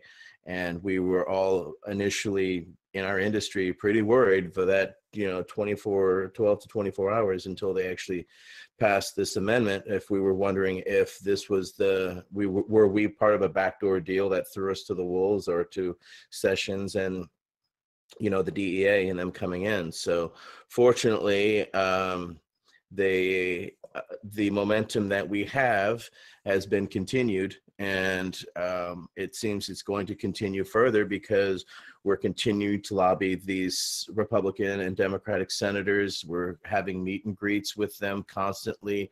Those that are voted against us in the past, this is how we've built the momentum to get them to vote for us consistently. So congratulations to many hardworking people and many staffers in Rohrabacher and Blumenauer for their very hard determination. But this is also a friendly reminder, people, wake the fuck up. We have to still get involved. This is still very fragile. If they want to take us down, this is one way that they could have easily reopened the floodgates. So you are still watching, and if you're a U.S. citizen, you can call your representative and your senator and tell them to stop this federal interference and still make your voice heard. You're an individual citizen, and each voice that calls represents 100 to 1,000, even up to 10,000 people per phone call. So go out to your town hall meetings, talk to your senators and your representatives, make them aware that you are an informed citizen and that you need to be aware of how you feel regarding cannabis and what's going on. You can still get out there and get involved. So, don't complain, get off your ass and do something about it. Contact your representative, your senator, and make them aware of the changes and get involved locally. Again, remember, 2018 is next year. These elections that are happening, if you want to see change, get behind cannabis, supportive candidates out there, because they are out there. And go out there, go support them. Right now, they could use your phone banking, they could use your dollars, they could use your ability to pitch in any way, shape, or form. You may have a talent, maybe you can only talk on a phone. Well, go down and phone bank, volunteer, get yourself actively involved. You have a chance to be active in this democracy, to make the future easier for us, because we could have quickly found this week ourselves all back behind the gun again and having the federal government gunning for us. So it is still that fragile. So our voices still have to be active. So don't forget that, people. We love you, but we still can get more involved. Tony, good to see you, buddy. Yeah, welcome, Tony. What is going on? I'm not here.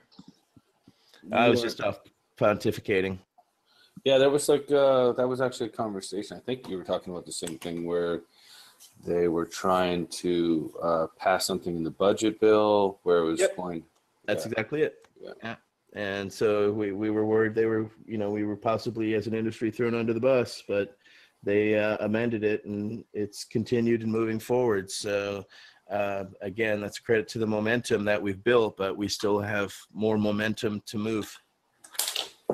Yeah, but it's just a stopgap measurement until December the 8th. So, you know, I mean, that's bullshit. I mean, the way that, this government and it's run, is that, again, raising the debt ceiling and doing what they need to do to have all their bills paid. This amendment is just a rider on the appropriations that basically the House Appropriations Committee has to approve the spending of all, yours and I's tax dollar, right? And God knows they're not the best stewards of that money. Well, until we have a law or something actually changes, this is the best we have. And so we're trying to get behind that. But that's why why I was ranting, is we need people involved so that um, if enough of these people hear from their constituency regarding this issue, they're going to leave us alone. And we're already affecting some of these Republican and Democratic senators, but there's still many out there. We still have to affect change. So this until December the 8th, though, right? I mean, it's well, and then it will be continued on with the same way with the next budget. I mean, this is unfortunately the game the government's playing.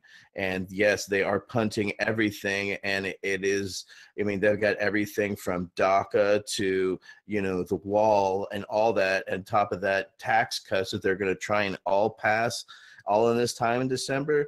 I mean, that's too much to punt. And on top of that, you've got 45 insulting the Republicans daily now. So even those that are his supporters, he's pissing on, no pun intended.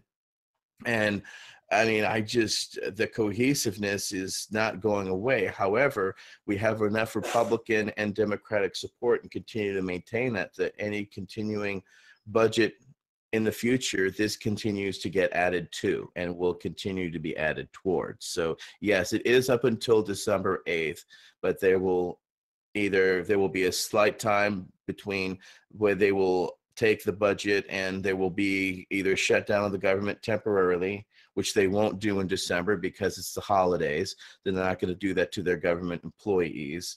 So it's going to be just another continuation until, remember, the government's fiscal year starts October to October. So we're already emergency funding for the year. So they have to resolve the situation. However, they're still going to use all these political realities, DACA, the wall, etc., as, negotiation points, or at least 45 is going to. Sorry, we should get out of politics and get back onto cannabis, but that's sorry, people. That's just the reality of where we are. I want a separation of church and state. Sorry, blame me. That's me trying to fill space here. Great, yeah. I appreciate it. 70s Mama in the chat room saying that her Bubble Man pen is currently ripping her head off. Good to hear, 70s Mama. I'm glad it's. I like 70s Mom. I like the name of her. She's got a podcast called Sisterhood of the Traveling Plants. I like the name. Very, very, very punny. That's awesome.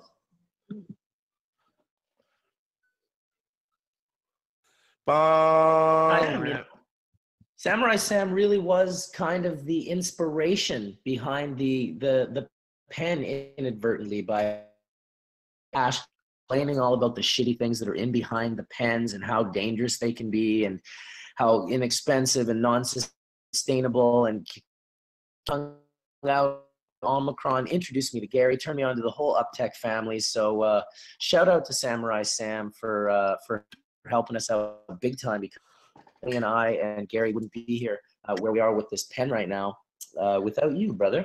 So give thanks for your part. Well, and his knowledge drop has still got to be one of the most epic ones on, Hash Church, where he broke all those down, because that seemed to be the way things were going. And I mean, look what has changed, across the industry. Look how everything has really improved. So it's really made consumers aware of what's actually they're inhaling. And it made them realize what they need to look for in these types of devices. It's why a lot of us have gone back to our either manual or electric way of imbibing, as opposed to now from those frustrations, look what, you and Tony have created along with, Omicron. You've taken it to the next steps, because now we know what was bad and what's out there. So we know then what we wanted to see. So now you're creating one of those aspects of things that people want to see. You need apparatus that you can utilize and make viscous things like rosin through, that you can inhale that you're on the go. And, that didn't exist. So again, kudos.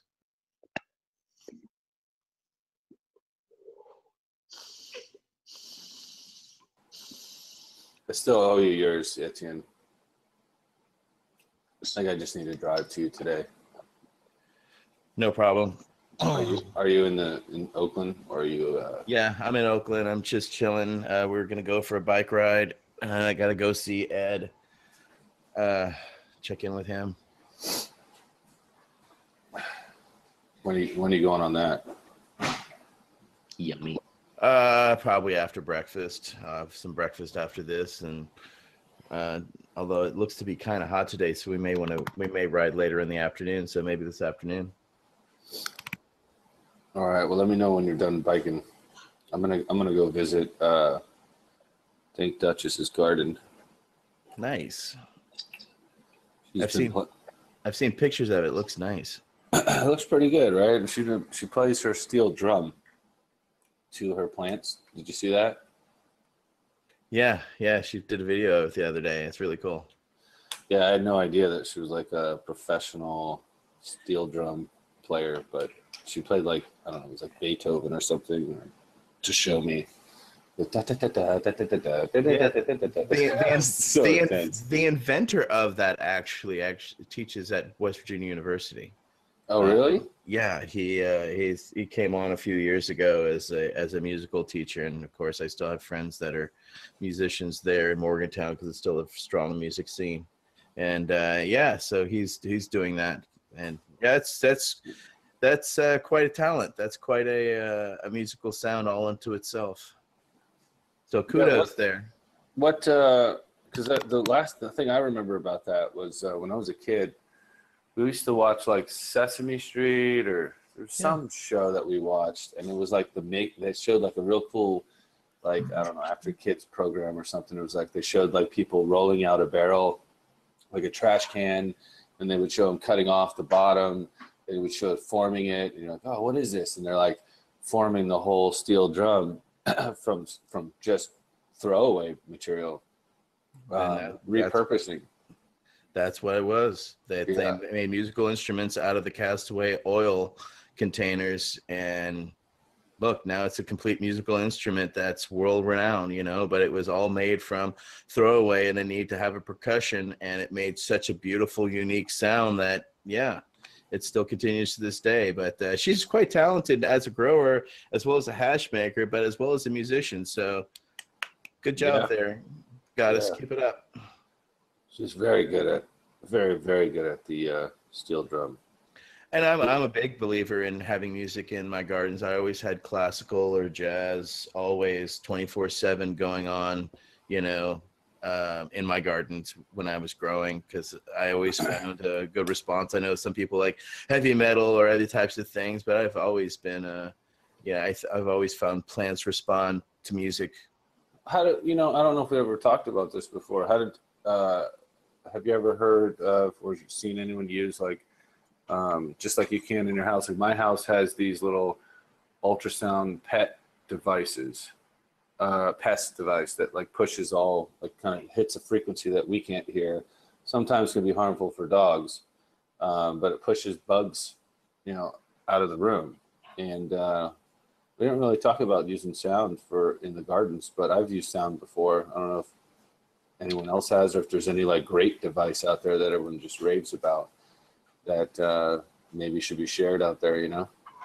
I had a sound device, tried something like that, but it didn't work for ants. Ants, it did not work for at all. But there's some hardy kind of ants around here as well in the Bay Area. Well, I think that's the one field that we've got everything else: the UV lighting, the scrubbing, the filtration, air filters, and I think that's still open. Because there are frequencies if we could test the different types of spider mites and kinds of bugs, and then kind of bring them into more of a study of it, I bet we'd find a frequency that would push them out of the garden. Right, sonic frequencies that would make them uncomfortable so that they wouldn't want to nest, or lay eggs. That's what you want, any type of, preventing. But at the same time, you would think that they would, if that type of situation would exist, that would exist on the large scale agricultural, reality. You know what I'm saying? Like large scale NFT systems would. What do you think of that, Sam? Sonic pest control. What are you aware of? I've never tried it, so I can't really comment. But I insect pheromones to attract them to traps, or either for monitoring or for destroying them. But no, I've never used vibrations of any kind. And we know plants are affected by vibrations and things like that. Well, So. maybe they're affected by good ones. The Yeah. insects don't seem to be affected by the. Well, I guess they're either good vibrations or bad vibrations, depending on what you're doing. Yeah, I think let me look this up because I'm pretty sure the one that. Well, I had a lot. If it's the Beach Boys, we know it's good vibrations. That's funny. So I had these things that I bought on Amazon, these little pest control things. Since there was a lot of spiders actually in the house, and I'm like kind of allergic to them. So people say spiders don't bite, but they love to bite me for whatever reason. But as soon as I put these in each one of the rooms, no more bugs. Hold on, I'll tell you what the frequency is, because I was worried about my dog, and they said something about cats. Do you have any plants at the house? I do. It said something about, it was a certain wave that's here. Let me look, ultrasonic, electronic pest, insect repellent device claimed or high frequency sound. Simply plugging one in. Probably won't end your pest woes. Probably have to be really intense, but there's probably a reason why it hadn't been developed before. But it's saying 20 hertz, mice will run. They've got different sounds if you kind of Google it. Some of the stuff out there is bullshit, but there's definitely. So is it set to frequencies, or do you dial it in depending on your pest? See, that's the thing. It's just set to. They only sell devices that are set to certain things. Like it's a certain frequency of range, like 20. I'm looking at where that was. Some of it's kind of scammy. Let's see here. What is the name of the brand, just out of curiosity? Sorry, I thought you may have known off the top of your head.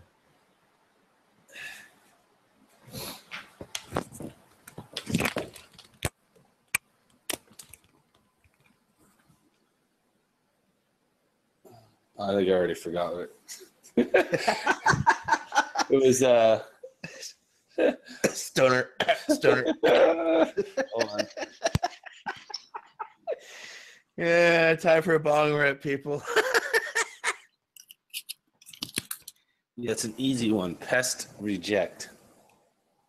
All right. But on Wikipedia, they kind of call out the bullshit ones, the good ones, or whatever. Does it work on mother-in-laws? Allow 2 weeks. It does not work on mother-in-laws. Well, you could change if you could change the frequency. I bet it would. 2 weeks for sound waves to affect pests within established.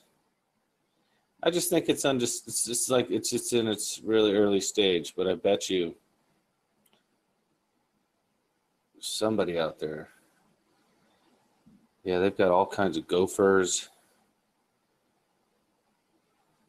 Safe for pets. If you've got gophers in your house. But they do throw those. They throw those. I'm sure they throw like, if you've. You don't see gophers in your house.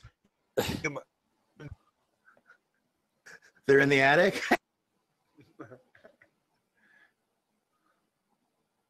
Our honest review. Okay. Yeah, there's a bunch of them out there. This one's a Micron Corporation. That's funny. There's one from a Micron Corporation.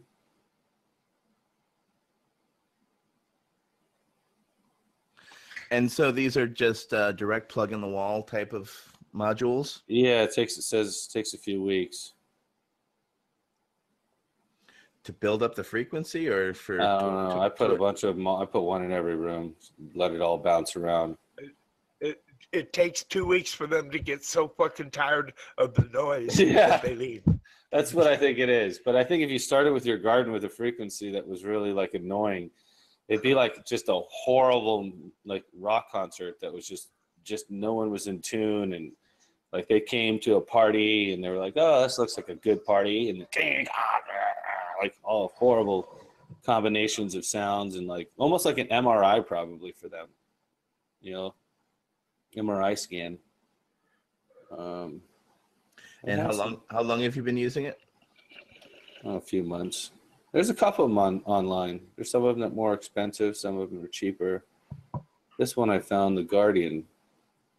This is for outdoor. This has control for, this has raccoons, deer, squirrels, cats, chipmunks, bats, mice, and rats, and you can actually dial it in on the back. And then you could say predator volume. This is pretty cool. Oh, so that one you can directly dial into your, okay, that makes sense. If you got deer or something like that. I got turkeys, so. Does it have a turkey setting? It does not have a turkey setting. This one does have a mother-in-law setting, though. Ah, well, there you go. It's a lower frequency. It's more like drum and bass. Really low. Play some drum and bass, your mother-in-law will go away. Crank on bass nectar at 5 in the morning.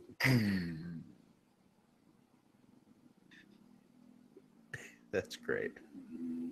She'll be running for the door. So, yeah, serious shit going on with this hurricane, though. Everyone that's in Florida, my prayers and thoughts out to you. My family is there, mother, dad, brother, everyone in Miami and Broward. I haven't turned on the TV this morning, but I was watching it till like 2 in the morning. I said my best, man. I don't miss that. You grew up with that, right? Yep. I was in New Orleans, Florida. I was actually in Kansas, so I have had tornadoes, hurricanes, floods. I've got, I would say, probably PTSD from storms. But I don't know. It's always, I always have this fear now that I thought I was okay from earthquakes where I'm at. And then I realized like I'm like right on a fault line. I'm like, whoa, okay.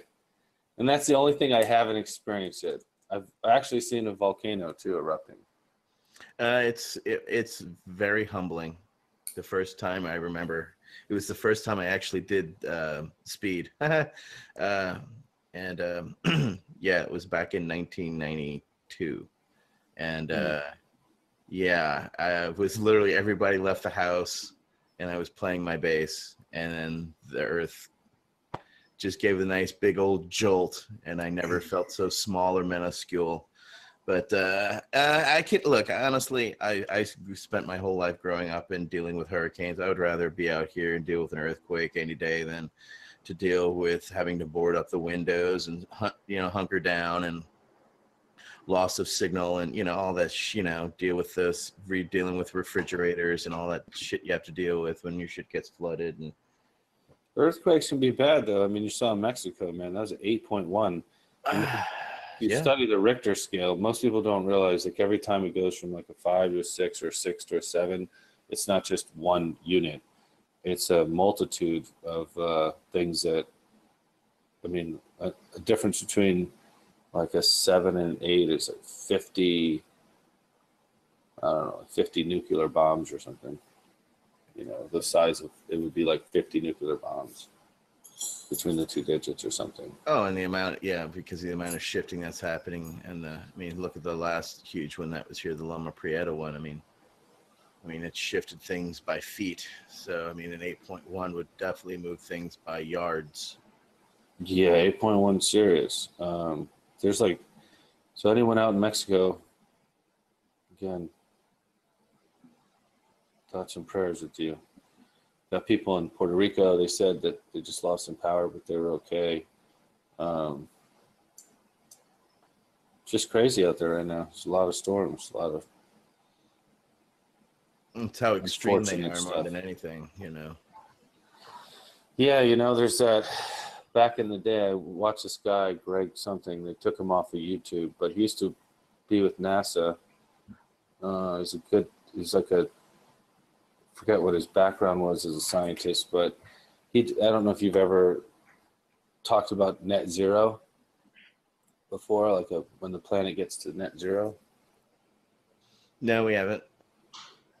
Have you ever heard of that before? I've heard of it. You might want to explain it to. What was that, Bob?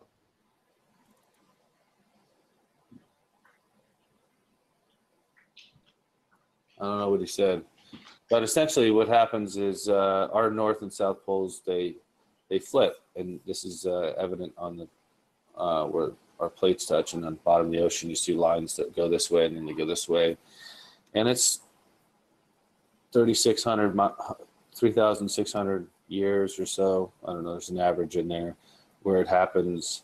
Einstein says that our planet goes through kind of a bigger shift every 86,000 years. But it doesn't mean our planet like goes off or anything. It's just the way that our magnetics work and our north and south work. But there's a point that we get to that's like a net zero when that happens. All kinds of like different theories have spawned off from that of what happens. Does the ice age happen when the north and when we hit a net zero point, and we cycle through as a planet every so often, and we're just kind of riding it like a wave, and depends if we're good or bad, we influence that ride differently. But there is a resonant frequency of things that exist in all things, and the planet has one. And I think it was Einstein that was laughed at when he first talked about it, but the planet has a pulse frequency or a resonant frequency. And so our frequency, if you look at like our planet as a grouping of a bunch of different tiny little marbles that makes up a sphere, and you think of it as a vibration, think of those things being held together by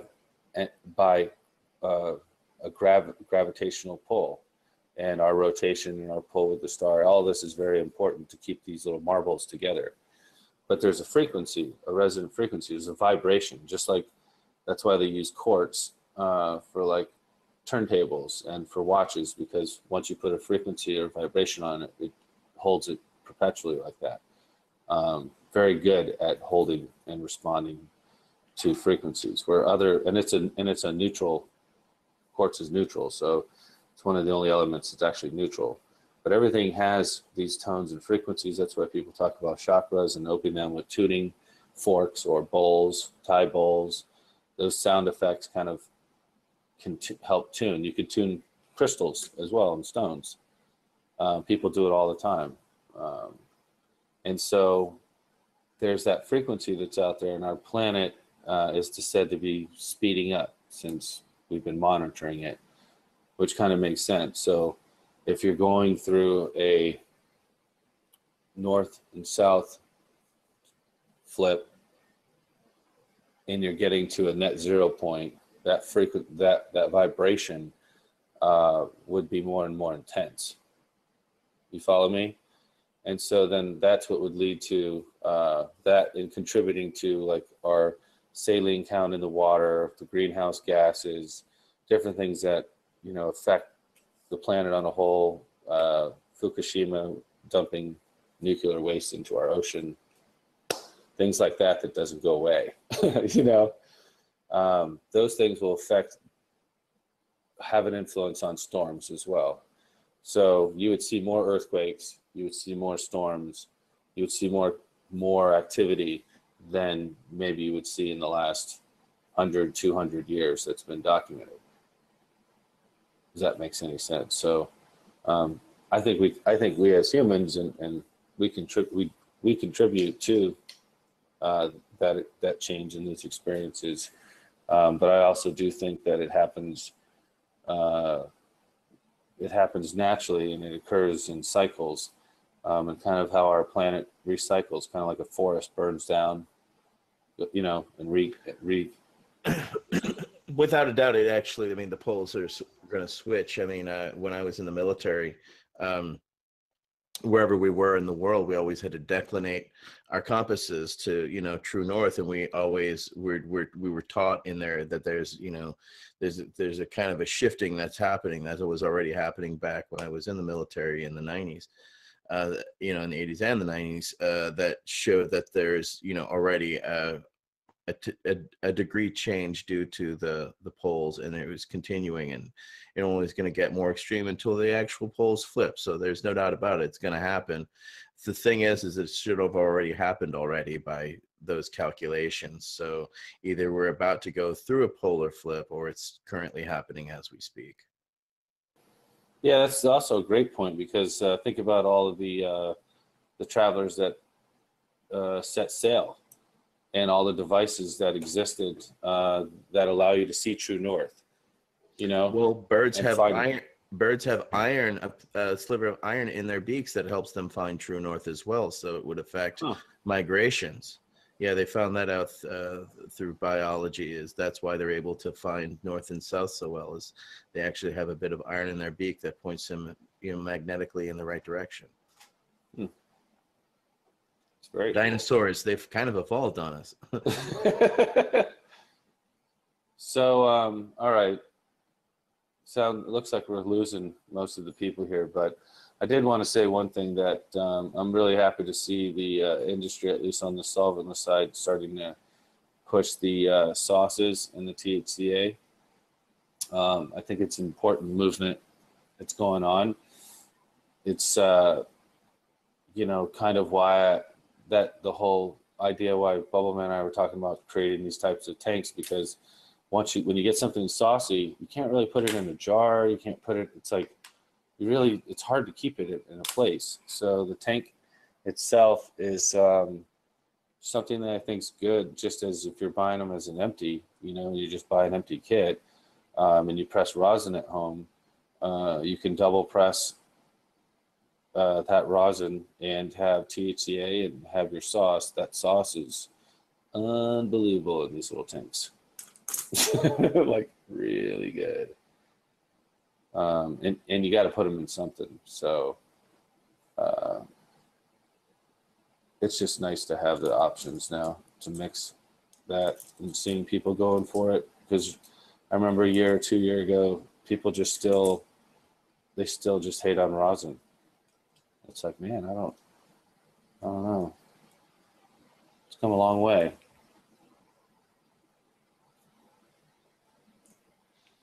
Well, it's a natural progression of things. They're going to adapt, or, somebody's going to find something that will. So it's good to see that there's more options out there for, people and patients, because they read about it. Now they need to have access. Yeah. And I think that, it always comes back down to the grower and the genetics. It's like, you can't just fabricate really good product. It's just, the person doing the extraction or separation, sure, it's about, it's a good 40% or so. But once you have the tools and the knowledge, every time, if you run a lot of stuff, it comes down to, ooh, what is that? That's something new. That's a new flavor. That's a new head structure. Or why did that yield so much more? Or why is that all clear? Just different unique characteristics. I've always found it interesting when, we wash resin and then it gets freeze dried and it's all looks beaming white, and we've got different micron runs. You'll get like first run, second run, third run, fourth run, but even in the first or second runs, between the 73, 90, 120, 45, when you go to press them, you get different shades, different colors every time. Same exact, you make a variation, you make a change in the way you would press based on, if it's a 3 or 4 or 5 star type of hash going in before it gets pressed. But even with those slight adjustments, you're just making those adjustments, whether it's pressure or just a few degrees or things like that, based on the melt, because you don't want to blow out.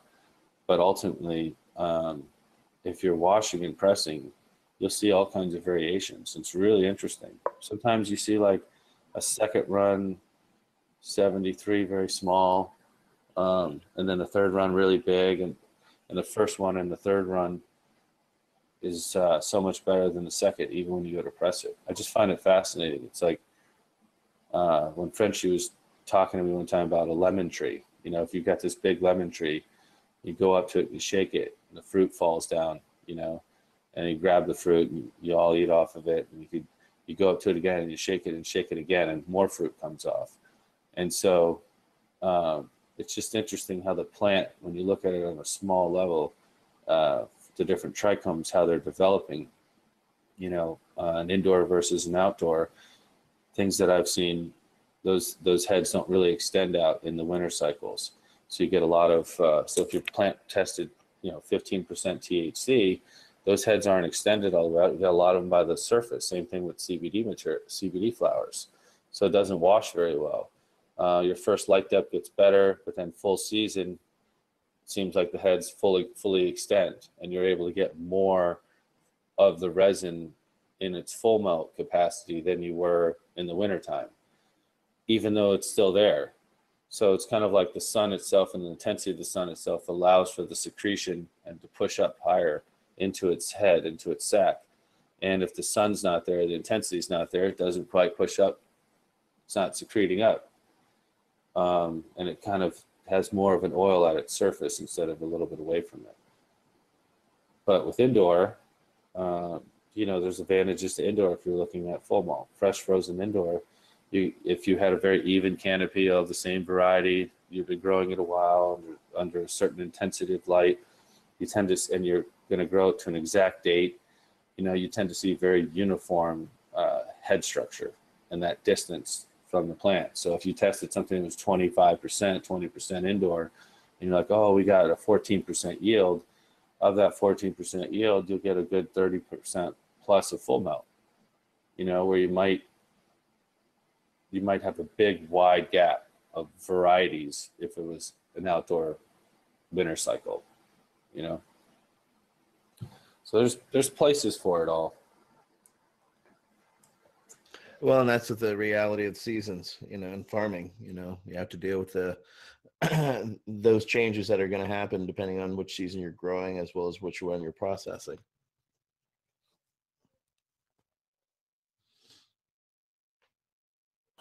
How many people are in the chat?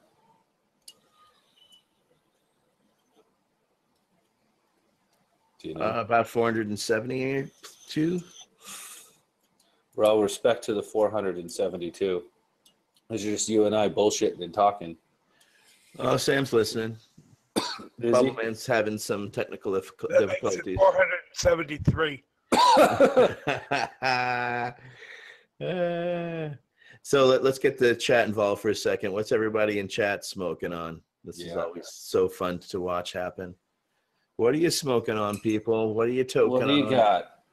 The other thing that's interesting is to ask the chat, from which country are you chatting from? Because it's interesting to see how widespread we are. Yeah, shout out your country or your area and what you're smoking on. That is interesting to see.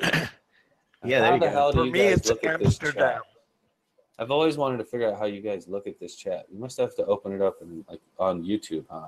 Yeah, you open it up on YouTube and you can watch it live.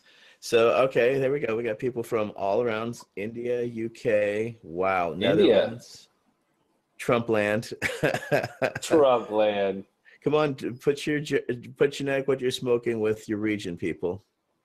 Let's see where okay, now I could see myself. Great. Cali, UK. Yeah, just make sure to turn your sound down, and then you'll see. Oh, there's the chat. Yeah, see it going on. See all the sweet. Montana. Damn. All these people are shouting out quick. Yeah, it moves fast when you ask. South Africa and cheese. Nice. Go South Africa. Kalamazoo, Michigan. USA Girl Scout cookies. Kabul, Afghanistan. Nice. Wow. Go Afghanistan. Love your hash. Pink Kush, Ontario. Blueberry Hybrid, America. Pink Kush, by the way. Afghan Pink Kush, yeah. Kathmandu. Kabul, Maine. Scotland homegrown. GG4. Nice. Gorilla Glue 4. Nice. Very nice. Seattle. Nice. Thai weed in England. Washington State. Washington State. Acapulco Gold in BC. What? Yeah. Blueberry Starfighter in Connecticut. That's pretty cool. I said Trumpland. Headband in the 707. Yeah. Colorado. Bubble. Stinky Wink. Iowa. Wi-Fi OG. No, nobody from XJ13 Japan, Ontario. Cambodia? Or how about the Philippines? Australia. Exodus Cheese in South Africa. Scotland. Gelato. Yeah, we got anybody over in the Indonesia, Thai area? Can you guys hear me? Yes, we can. Yes, we can. All right, cool. My computer's got 6% left, and I've got a cup here, so I was thinking of maybe winding it down. If you guys wanted to, if you had anything else to say today on today's Hash Church. It's all good. We were just enjoying everybody telling us where they are and what they're smoking on. So I'm going to end it with a power dab just for that then. I'm going to just power dabs. add everything to it. It's one of those days.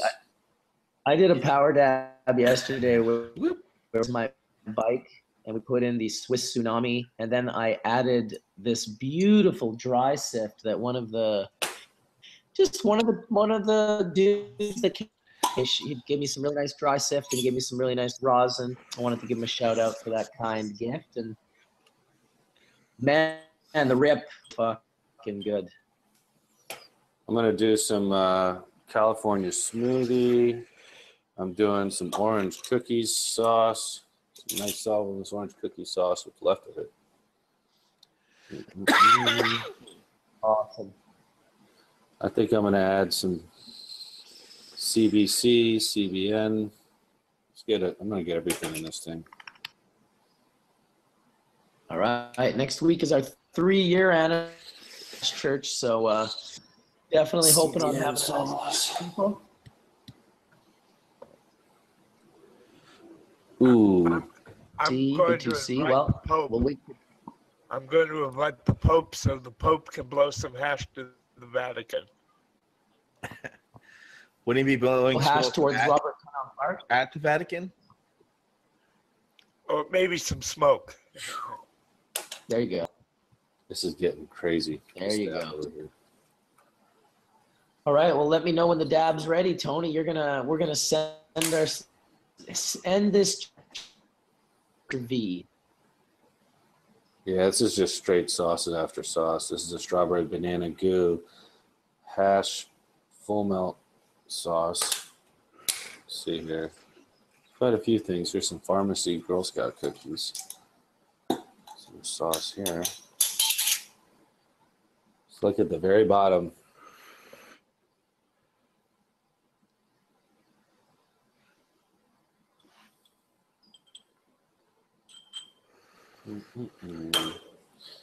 Gonna have to add some lemon tree CBD to it too. Some of these things are made. Ooh, that's pretty. That's a nice color. You can see it on the outside. All right. Well, I have THCA, malt sauces, CBD. This is a 90% CBD, 5%. This is this lemon tree on here. So I've got like CBC, CBD, CBN, THC, A. I've got hash rosins. I've got sauces. And let's do this. Tony, your CBC, what purity level is? It was so that was also in this last oil that tested like 45% CBN and like 31% CBC. God damn. All right, well, I'll take this time to say shout out for my sports teams, go Saints and go Barcelona, playing Juve on Tuesday. So let's get this Champion League going. Whoop, whoop. All right, let's do this.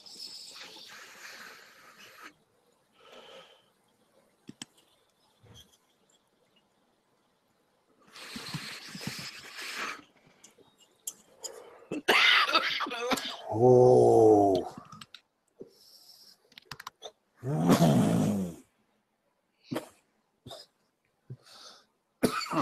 Much love, Bubble Man. Thank you very much. I will miss you next week. At the same time, I'll see you the week after. So happy 3-year anniversary.